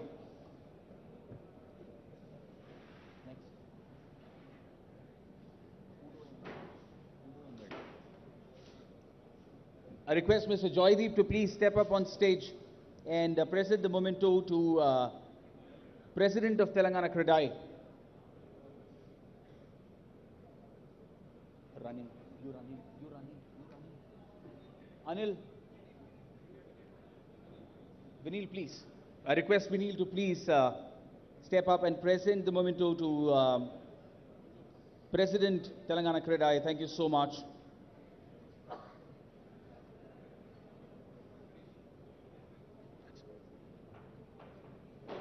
Thank you so much, sir. Thank you so much, Vinil. Thank you for being here. Right, so we kind of addressed all the major concerns and questions, and now it's time to say thank you. So I invite CREDAI Hyderabad Vice President, Mr. G. Anand Reddy, to present the vote of thanks. Thank you, sir. Minister Garu, it's always inspiring to listen to you, and it's always nice to know the macro level picture of the Telangana, and that's one of the reasons why we keep chasing you to come here as a chief guest. So that's the one of the reason. Sir, a couple of the clarifications that we would like to give based on the feedback that you gave. On the collaboration, sir, later, sir. on the collaboration, sir, if you recall, as a part of the TSB Pass, we have collaborated with Ernst & Young and developed the TSB Pass along with the MAUD. Recently, sir, on the Fire Command Center, which has been getting built, we actually collaborated and contributed as a part of and as part of the skill set, the Telangana skill set that you are dreaming to create, we'll be more than happy to participate along with our friendly builders as well. Sir, on the third one, on the challenge that you posed us, why we are not in the other city, obviously we are so comfortable in this city, and those guys are not comfortable, so they are coming back here. So that is the catch here. So we are sorry to say that we have failed your challenge, but we are comfortable doing what we are here. We don't want to get into uncomfortable zone over there. Another thing, sir, I mean, obviously the builders have actually diversified in the last 7 years. If you look at it, we were always in the residential sector, including myself. We moved into the logistics center. We built a 1 million square foot warehousing. Similarly, my other builder, Girdari Homes, has built a Haldi golf course, which is 1 hour from the Medchal, in a 265 acres, sir. So that is also a kind of a world-class golf center.